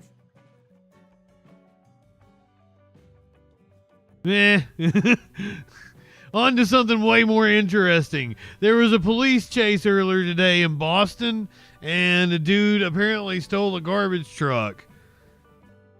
Yay! Rain has just been coming down here for throughout the day, but this was a crazy scene here a little bit earlier today. I'm going to step out of the way and give you a sense of what we're looking at right now. So that is the car that police say that suspect stole. It's a black Chevy SUV. You see it's surrounded by crime scene tape, and we want to show you kind of where this started. So this is dash cam video from an Uber driver showing that suspect appeared to be halfway in, halfway out of that SUV. A state trooper has his taser drawn, trying to get that suspect to surrender, but police say that suspect got into what we believe was a stolen vehicle out of Medford. He then went off of the road and then drove down the street, and that's where we understand that he stole a garbage truck in front of Encore Casino and then drove down toward Boston. Now, back here live, you can see the garbage truck that's off in the distance. That's Broadway, Lower Broadway, near the Encore Casino, near Charlestown. And then as we zoom out a little bit, you can see this crime scene that state police, Everett police are all investigating right now. We also see what could be a bicycle. We're not exactly sure what it is. There's a trooper in front of it right now. And then also evidence markers in front of that black SUV as they continue to take crime scene photos here and process this scene. Now that suspect is in custody, but we did hear from some people who were inside of their cars when that suspect drove into them. You'll hear from them coming up at 7 o'clock. But for now, as police continue to process this crime scene, we're awaiting some more information from them, and we'll of course bring that to you both on air and online. For now, we're live in Everett. I'm Peter Eliopoulos, WCVB News Center 5. In a drenched Everett. All right, Peter, thank you for that. Let's continue our live team coverage. Let's get to News Center 5's John Atwater and more on that garbage truck carjacking. John. Yeah, Ed, Peter was laying it There's video. Happened on Broadway right outside the casino here. So obviously very busy that time of day. And we spoke with a man who was right there and witnessed the suspect being tasered, he says, multiple times. Now, we'll show you the video that he recorded here this afternoon. And you see the suspect on the ground, and then this witness says that the suspect actually removed those taser prongs and ran and got into that garbage truck. Now you're seeing here that witness react, really surprised that the man would get in the garbage truck and take off. He took off down Broadway and then right onto the sidewalk. They say that he took out a bus sign going up onto the sidewalk right in front of the Encore Casino. Oh, shit! And that witness saw this all unfold before his eyes. Well, we seen the guy sitting on the ground pulling out his tasers, and then he got up, and they fired a couple more tasers at him as he walked away, and he rolled over and pulled those out of himself, and then continued towards that garbage truck. And at that time, they fired a couple shots. But when you get closer to the truck, I don't think they fired anymore. So in that video, you might have heard a number of gunshots there. That followed, according to this witness, multiple officers trying to tase this man. He counted at least 4 different attempts where those taser prongs actually hit the man, but then he pulled them out and got into that garbage truck. Obviously, a lot for police to unravel here this afternoon. People who saw this really in disbelief at what they were seeing here. Of course, the police investigation just getting underway. We're live in Everett. John Atwater, WCVB News Center 5. Chaotic and alarming, John. Thank you. Our Sarah Kanji is live at the Boston Hey, Sarah. Of the Alfred Street Bridge, which could be shut down for some time, Sarah. Yes, for sure. 2 to 3 hours, Jennifer. We are here where this incident came to an end. You can see the blue garbage truck here on the Alfred Street Bridge. It is resting against the guardrail up on the sidewalk, and that is the Boston-bound side of the bridge coming from the casino, which you can see in the distance. We now know that garbage truck was carjacked outside the casino by the suspect who crashed a stolen vehicle. and the truck making it here to the bridge, crashing. And Everett police say it's here where the suspect was placed into custody. Now, there has been a large response by police, fire, several ambulances here on the bridge. And we've also seen some of those vehicles and some of those crews clearing out in the last 15 or 20 minutes. There was also a hazmat response due to fuel spillage. Crews were also in the Mystic River dealing with some of that. But we did see some of those hazmat crews leave again in the last 15 or 20 minutes. Now investigators are processing 3 different scenes, certainly dealing with this incessant rain as well. And Everett police are warning people that this area, because of the investigative work, that this area is going to be closed to traffic for the next 2 to 3 hours. Live in Boston, Sarah Conji, WCVB News Center 5. Sarah, thank you. Our thanks to Sarah, John, and Peter for covering this event for us at 6 o'clock tonight. Do stay with News Center 5 on air. And with our I hope we eventually get some dash cam footage or something. About a truly wild chase. I want to see this police chase. I need it.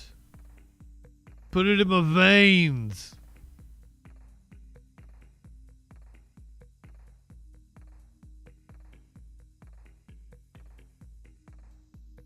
Content warning on this one.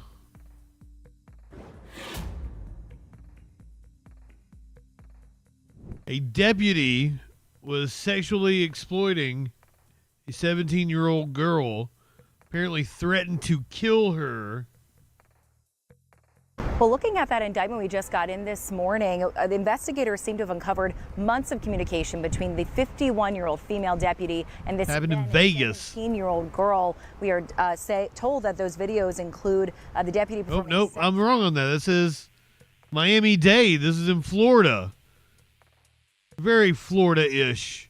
Doug French, welcome in. At that indictment we just got in this morning, the investigators seem to have uncovered months of communication between the 51-year-old female deputy and this then 17-year-old girl. We are told that those videos include the deputy performing sex acts on the then minor. The sheriff here at Miami-Dade saying she is disturbed by all of it. After several years of serving in Miami-Dade law enforcement, this deputy, Carly Miranda Blum, is now relieved of her duty and in federal custody, charged with receipt and production of child sex abuse material involving a 17-year-old. In the indictment of the 51-year-old woman, the U.S. Attorney's Office for the Southern District of Florida says Blum traveled to Atlanta, Georgia to meet up with the teen last year. Investigators say they found videos on the teen's iPad of Blum performing sex acts on the minor, uploaded in October of 2024. They also connected Blum to an Instagram account with Florida a woman message history with the teenage victim, where they exchanged sexual pictures and videos through June and July of this year. The Miami-Dade sheriff says they've helped in this investigation, confirming Blum was on duty and working on the day she received some of those messages. On the minor's iPad, turned over by a, quote, witness who shares the device with the young girl. Abusing kids. Investigators say they found an album. The taxpayer dollar. Messages allegedly sent by Blum when the teen tried to end their relationship. The witness coming forward now over concerns about the teen's mental health. Their tip prompted a long search of Blum's house and homestead this week, and now she is in custody. The Miami-Dade County Sheriff says these allegations are not only criminal, but, quote, a betrayal of the badge, the public trust, and the oath we swear to uphold. Start CPR if he's out. She says they stand in direct opposition to everything we represent as law enforcement officers and as human beings. And if convicted on these charges, Deputy Blum could face a maximum of 50 years in federal prison. Live in Doral this afternoon, Jackie Pascal, Local 10 News.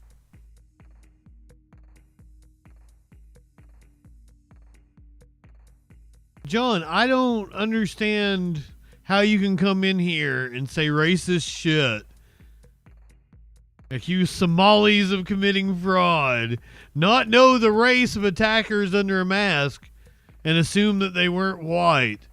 Us tell you that you're being racist, and then you're not getting it, and you think you're a good person.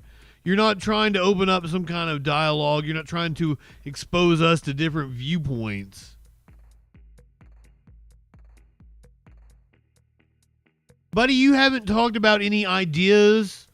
You're not talking about policy. You just came in here and you were racist. Like, it's insane. Big Daddy, you seem like really stupid. Just throwing it out there. Right-wingers are morons.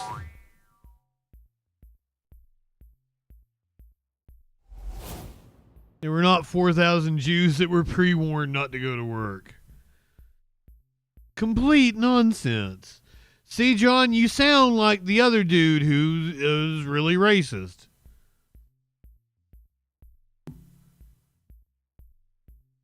Do you want to be associated with people like that? This is why I thought the other one was in Vegas. This actually did happen in Vegas.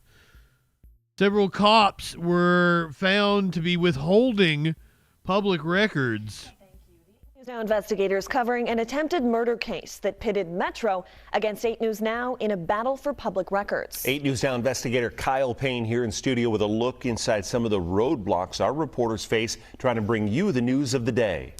Sasha Bryan, on July 7th, we heard about a shooting over the Scanner about 3:30 in the afternoon. We followed up and saw a man in jail on what we considered a very high bail. And when we asked the police for their report, they said no, and that's when we ended up in court. Ooh. Returned a true bill against Justin Tribble. Justin Tribble, seen here in court Thursday at what was supposed to be a preliminary hearing on, among other things, attempted murder for a shooting that happened back on July 7th.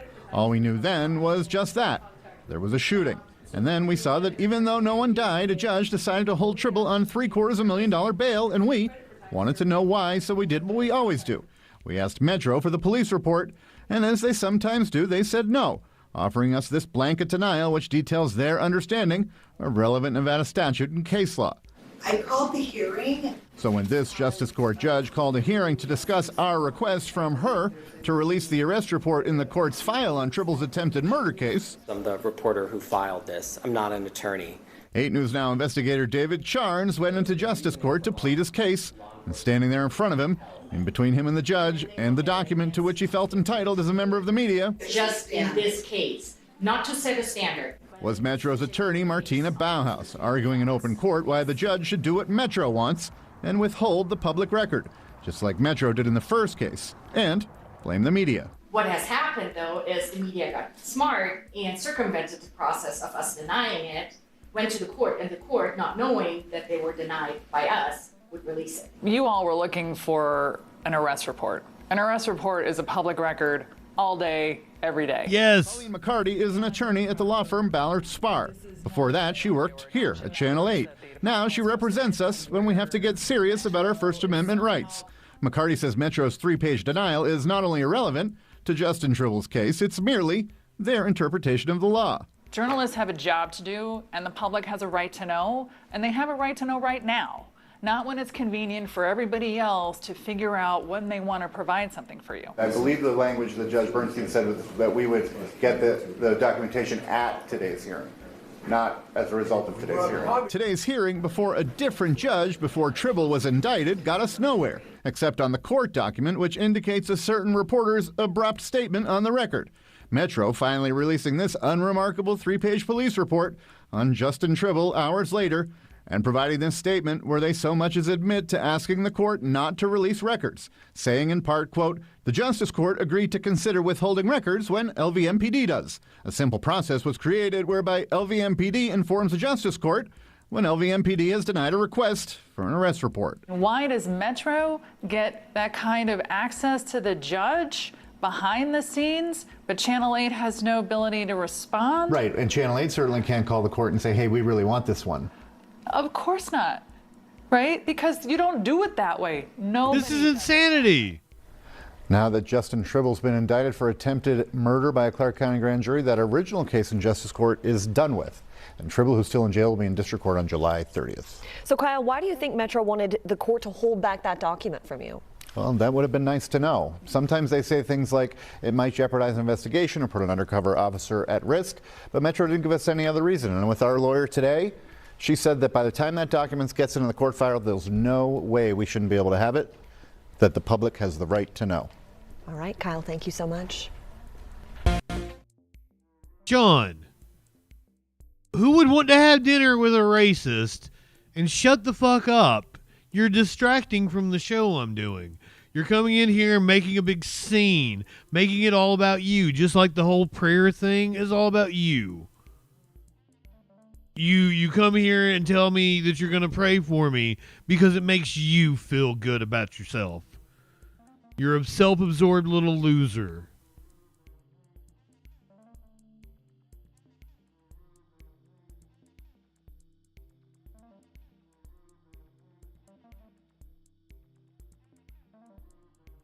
If this is the story that we have covered already...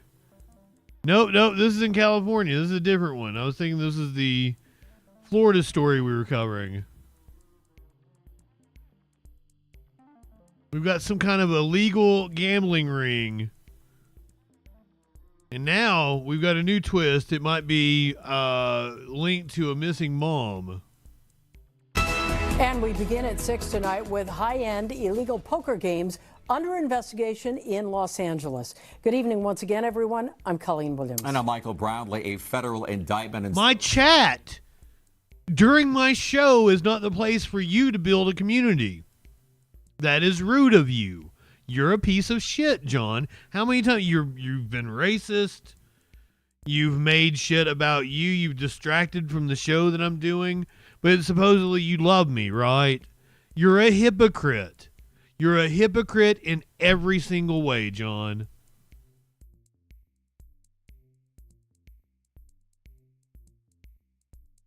Accuses former NBA All-Star Gilbert Arenas and 7 others of running an underground poker game at Arenas' home in Encino. Now, he pleaded not guilty in court today and was granted bond. Tonight, NBC4 investigates that alleged gambling ring may have a connection to the unsolved disappearance and death of a woman from West L.A. Heidi Plank vanished in 2021, and detectives working that case also took part in some of the investigation into the gambling case unsealed today. Our investigative reporter Eric Leonard joins us live now with more information.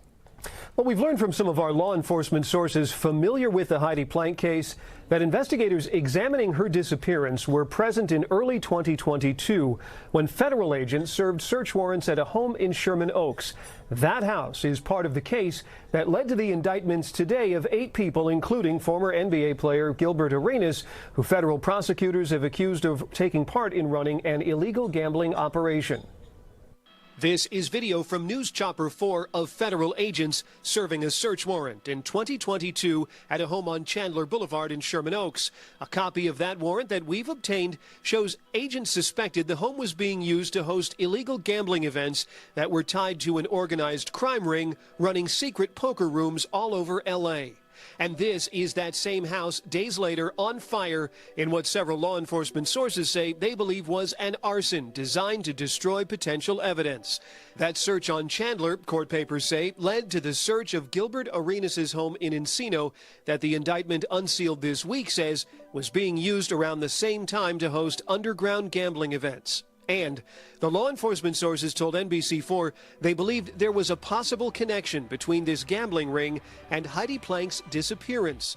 They told us associates of the same organized crime group that's the subject of the indictment today were also linked to an illegal gambling room running inside an apartment at a high-rise building in downtown L.A. There's no indication Arenas or anyone named in the case today was involved in the downtown poker room. But that building is where Plank was last seen and where her dog was found wandering on an upper floor. The sources told us evidence found at the Chandler search helped build the gambling case charged this week, but it did not help explain Plank's disappearance. She attended her son's football game in Downey that day, left at halftime, and was later recorded by security cameras near the apartment building downtown. Her car was found a week later, parked in a different building's garage. The LAPD said it found forensic evidence at that first apartment building that suggested she died in some kind of incident, and in turn, that led to the Chiquita Canyon landfill, where detectives spent days unsuccessfully searching for her remains. Plank's body was never found, and a judge declared her dead in 2023. Her family and friends continue to try to find answers. They even put up billboards a couple of years ago begging the public for information on the case. Now, our contacts tell us they think Plank may have met up with someone who was either a participant in this illegal gambling room in that building, or she, in fact, went into the room herself, and that's part of why detectives have told us they've had so much difficulty getting potential witnesses to cooperate. Plank's disappearance is unsolved. No one has been arrested in that case. No suspects have been named by police. I'm investigative reporter Eric Leonard, NBC4 News. Doug, what the fuck, dude? What are you talking about? A black man knocked a woman out. Watch the video.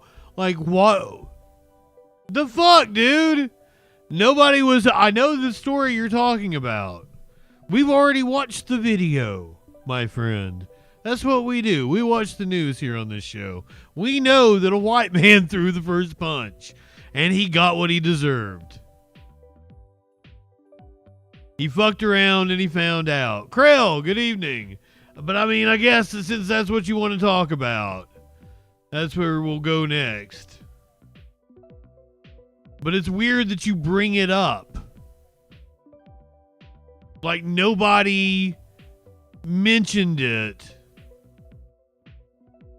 And you start talking about it. Yeah, it's a right-wing echo chamber is obsessed with the story. Because you have something you can play victim about. And it's wild because the white dude threw the first punch. We watched it. And I even didn't know. Because you can't see exactly. You can't see. I had to watch it multiple times and watch it slowed down. But sure enough, I saw where the white dude threw the fucking first punch. So he got his ass beat. And apparently they were screaming racial epithets. That's something you probably don't want to do, right? I don't understand. That makes me self-loathing. If I went out and threw a punch at somebody and got my ass beat, I wouldn't be fucking crying about it. Like, it is pathetic. And then you guys got to make a whole fucking national thing about it and turn it into a whole race story. It's fucking sad. You guys should learn to feel embarrassment.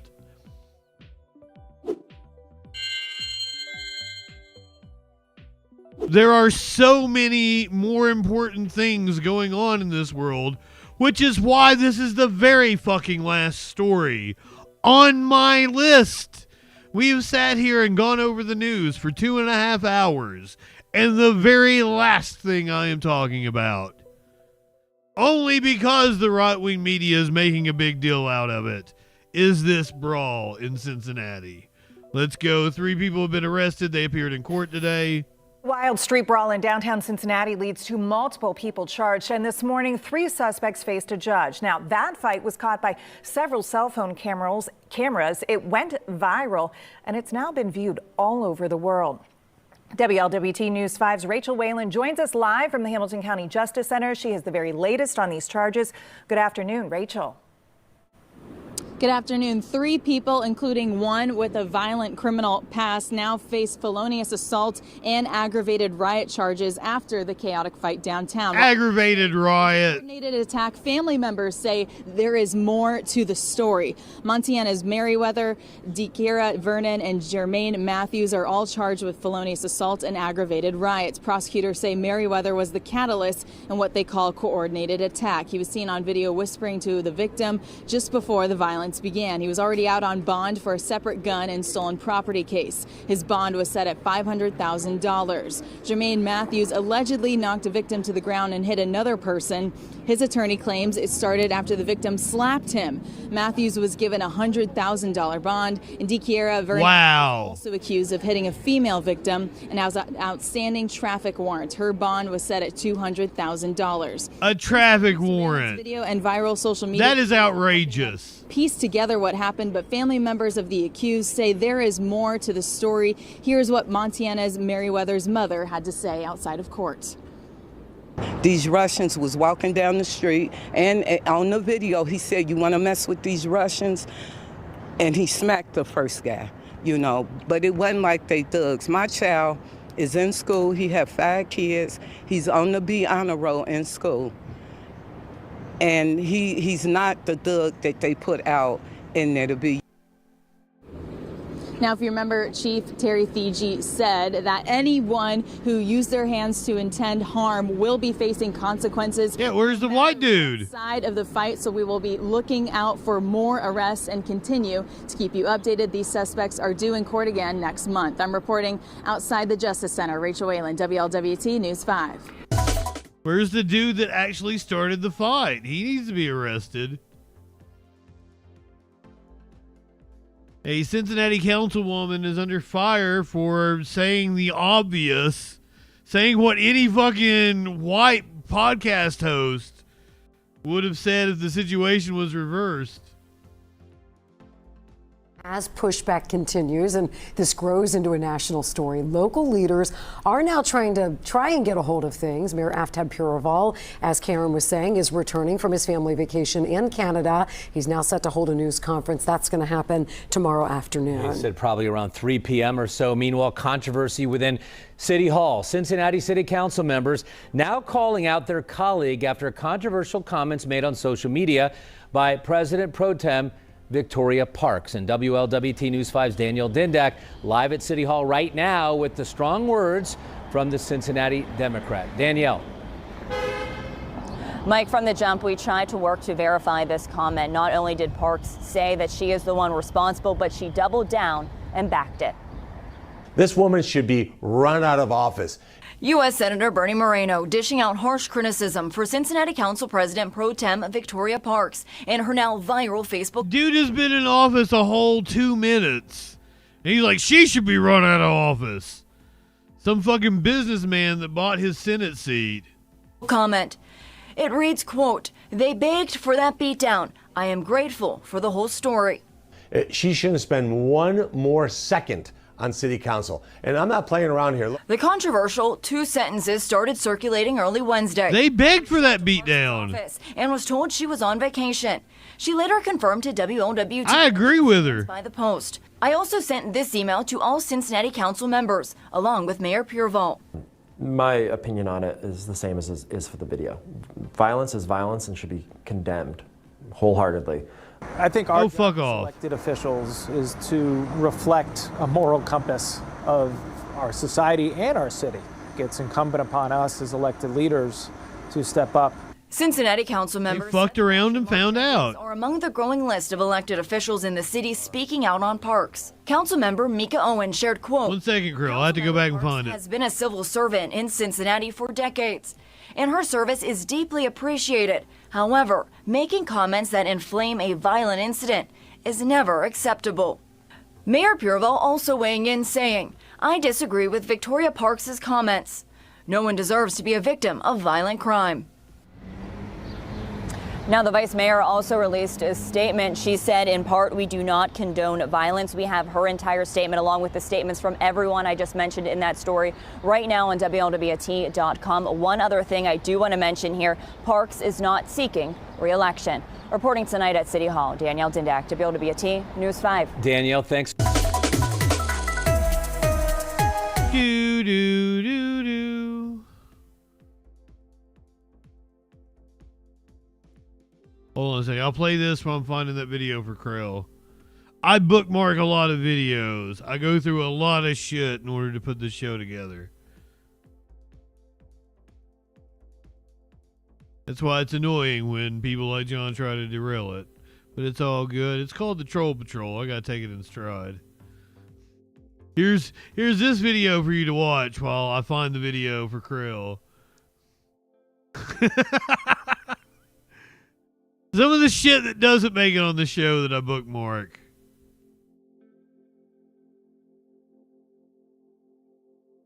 Damn, how far back do I have to scroll? I'm still in just yesterday's news. This happened over the weekend, so I got further back to go. Man, yeah, the effigy of Egyptian President Al-Sisi. Didn't get a chance to play that one night. That would have been cool. Here's the New York Post version of it. But you don't want that one. You want the whole version so you can see what started it.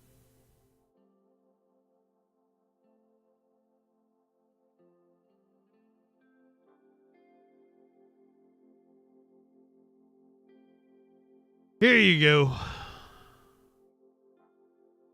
The full unedited clip.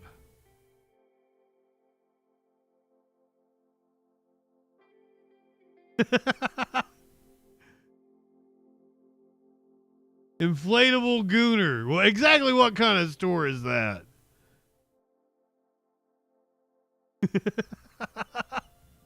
I laughed so hard. I watched it for like an hour. This is so funny.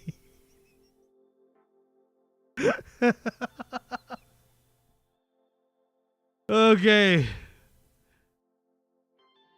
I got one more story where I almost put this up here with the with the airport stories, but I figured we needed a moment of levity at the end of the show, so I kept it where it was. This dude, apparently very drunk, stole an airport cart. You're very welcome, Krill.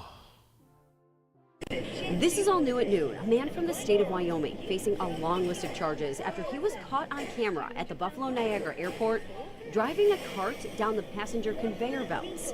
A statement from the airport says it happened just before 1 Monday morning. 29-year-old Kevin Sinning allegedly took an unattended cart for a ride and caused extensive damage to the conveyor walkways. The airport says police took him into custody and noticed he was intoxicated. He's charged with criminal mischief, disorderly conduct, and criminal possession of stolen property. Happened at like 3 in the morning. This is all new at noon. A man from the state of Wyoming facing a long list of charges after fucking Wyoming people at the Buffalo Niagara Airport driving a cart down the passenger conveyor belts. A statement from the airport says it happened just before 1 Monday morning. 29-year-old Kevin Sinning allegedly took an unattended cart for a ride and caused extensive damage to the conveyor walkways. The airport says police took him into custody and noticed he was intoxicated. He's charged with criminal mischief, disorderly conduct, and criminal possession of stolen property.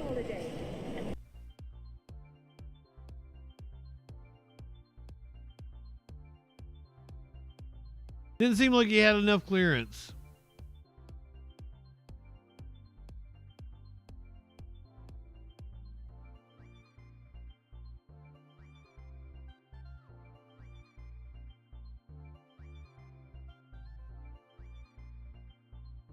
This puppy would go into the backyard every day and would bark until his next door neighbor would come over. 94-year-old. The old lady would give her treats.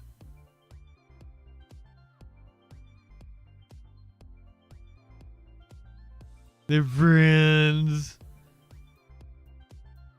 Well, they're not friends anymore. Old lady's dead. The puppy still wishes he could see her. I read the story. They apparently got to say goodbye. When she was on like hospice care or something, they brought the dog in to see her. And the dog got to like hold her hand and shit.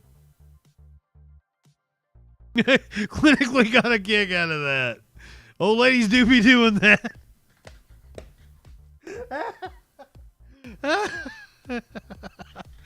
She's 94. I feel sorry for the puppy. The puppy misses her.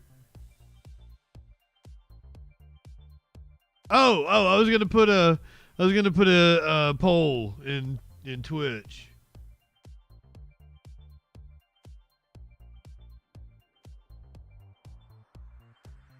I'll give you 5 minutes on this one.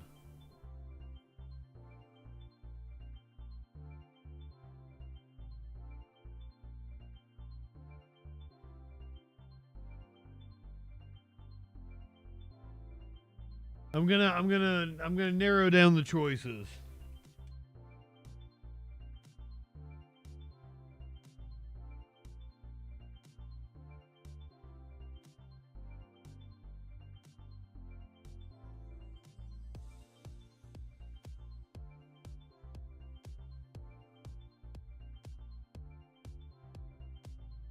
Okay, poll in chat.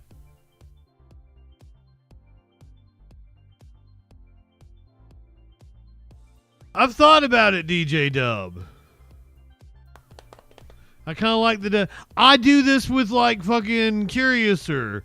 Like I will narrow it down to like 2 options. I'll be like, you pick these 2 options.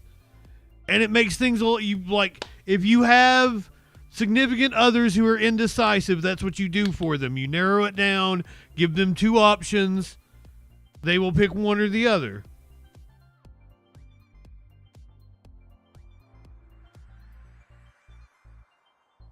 Damn, this is going to be another barn burner. We got 1 vote for Police Chase, 2 for Whose Line, 2 for NBC Must See TV.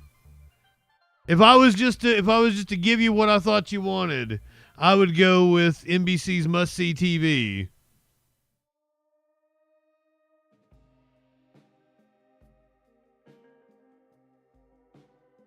I'm always down for a police chase, though.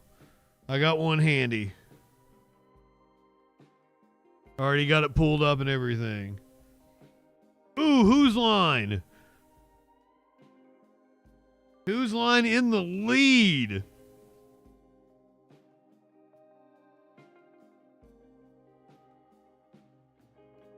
Drake, how are you, my friend? Did I tell you good evening? People on YouTube, Rumble, Kick, all that good shit. The podcast.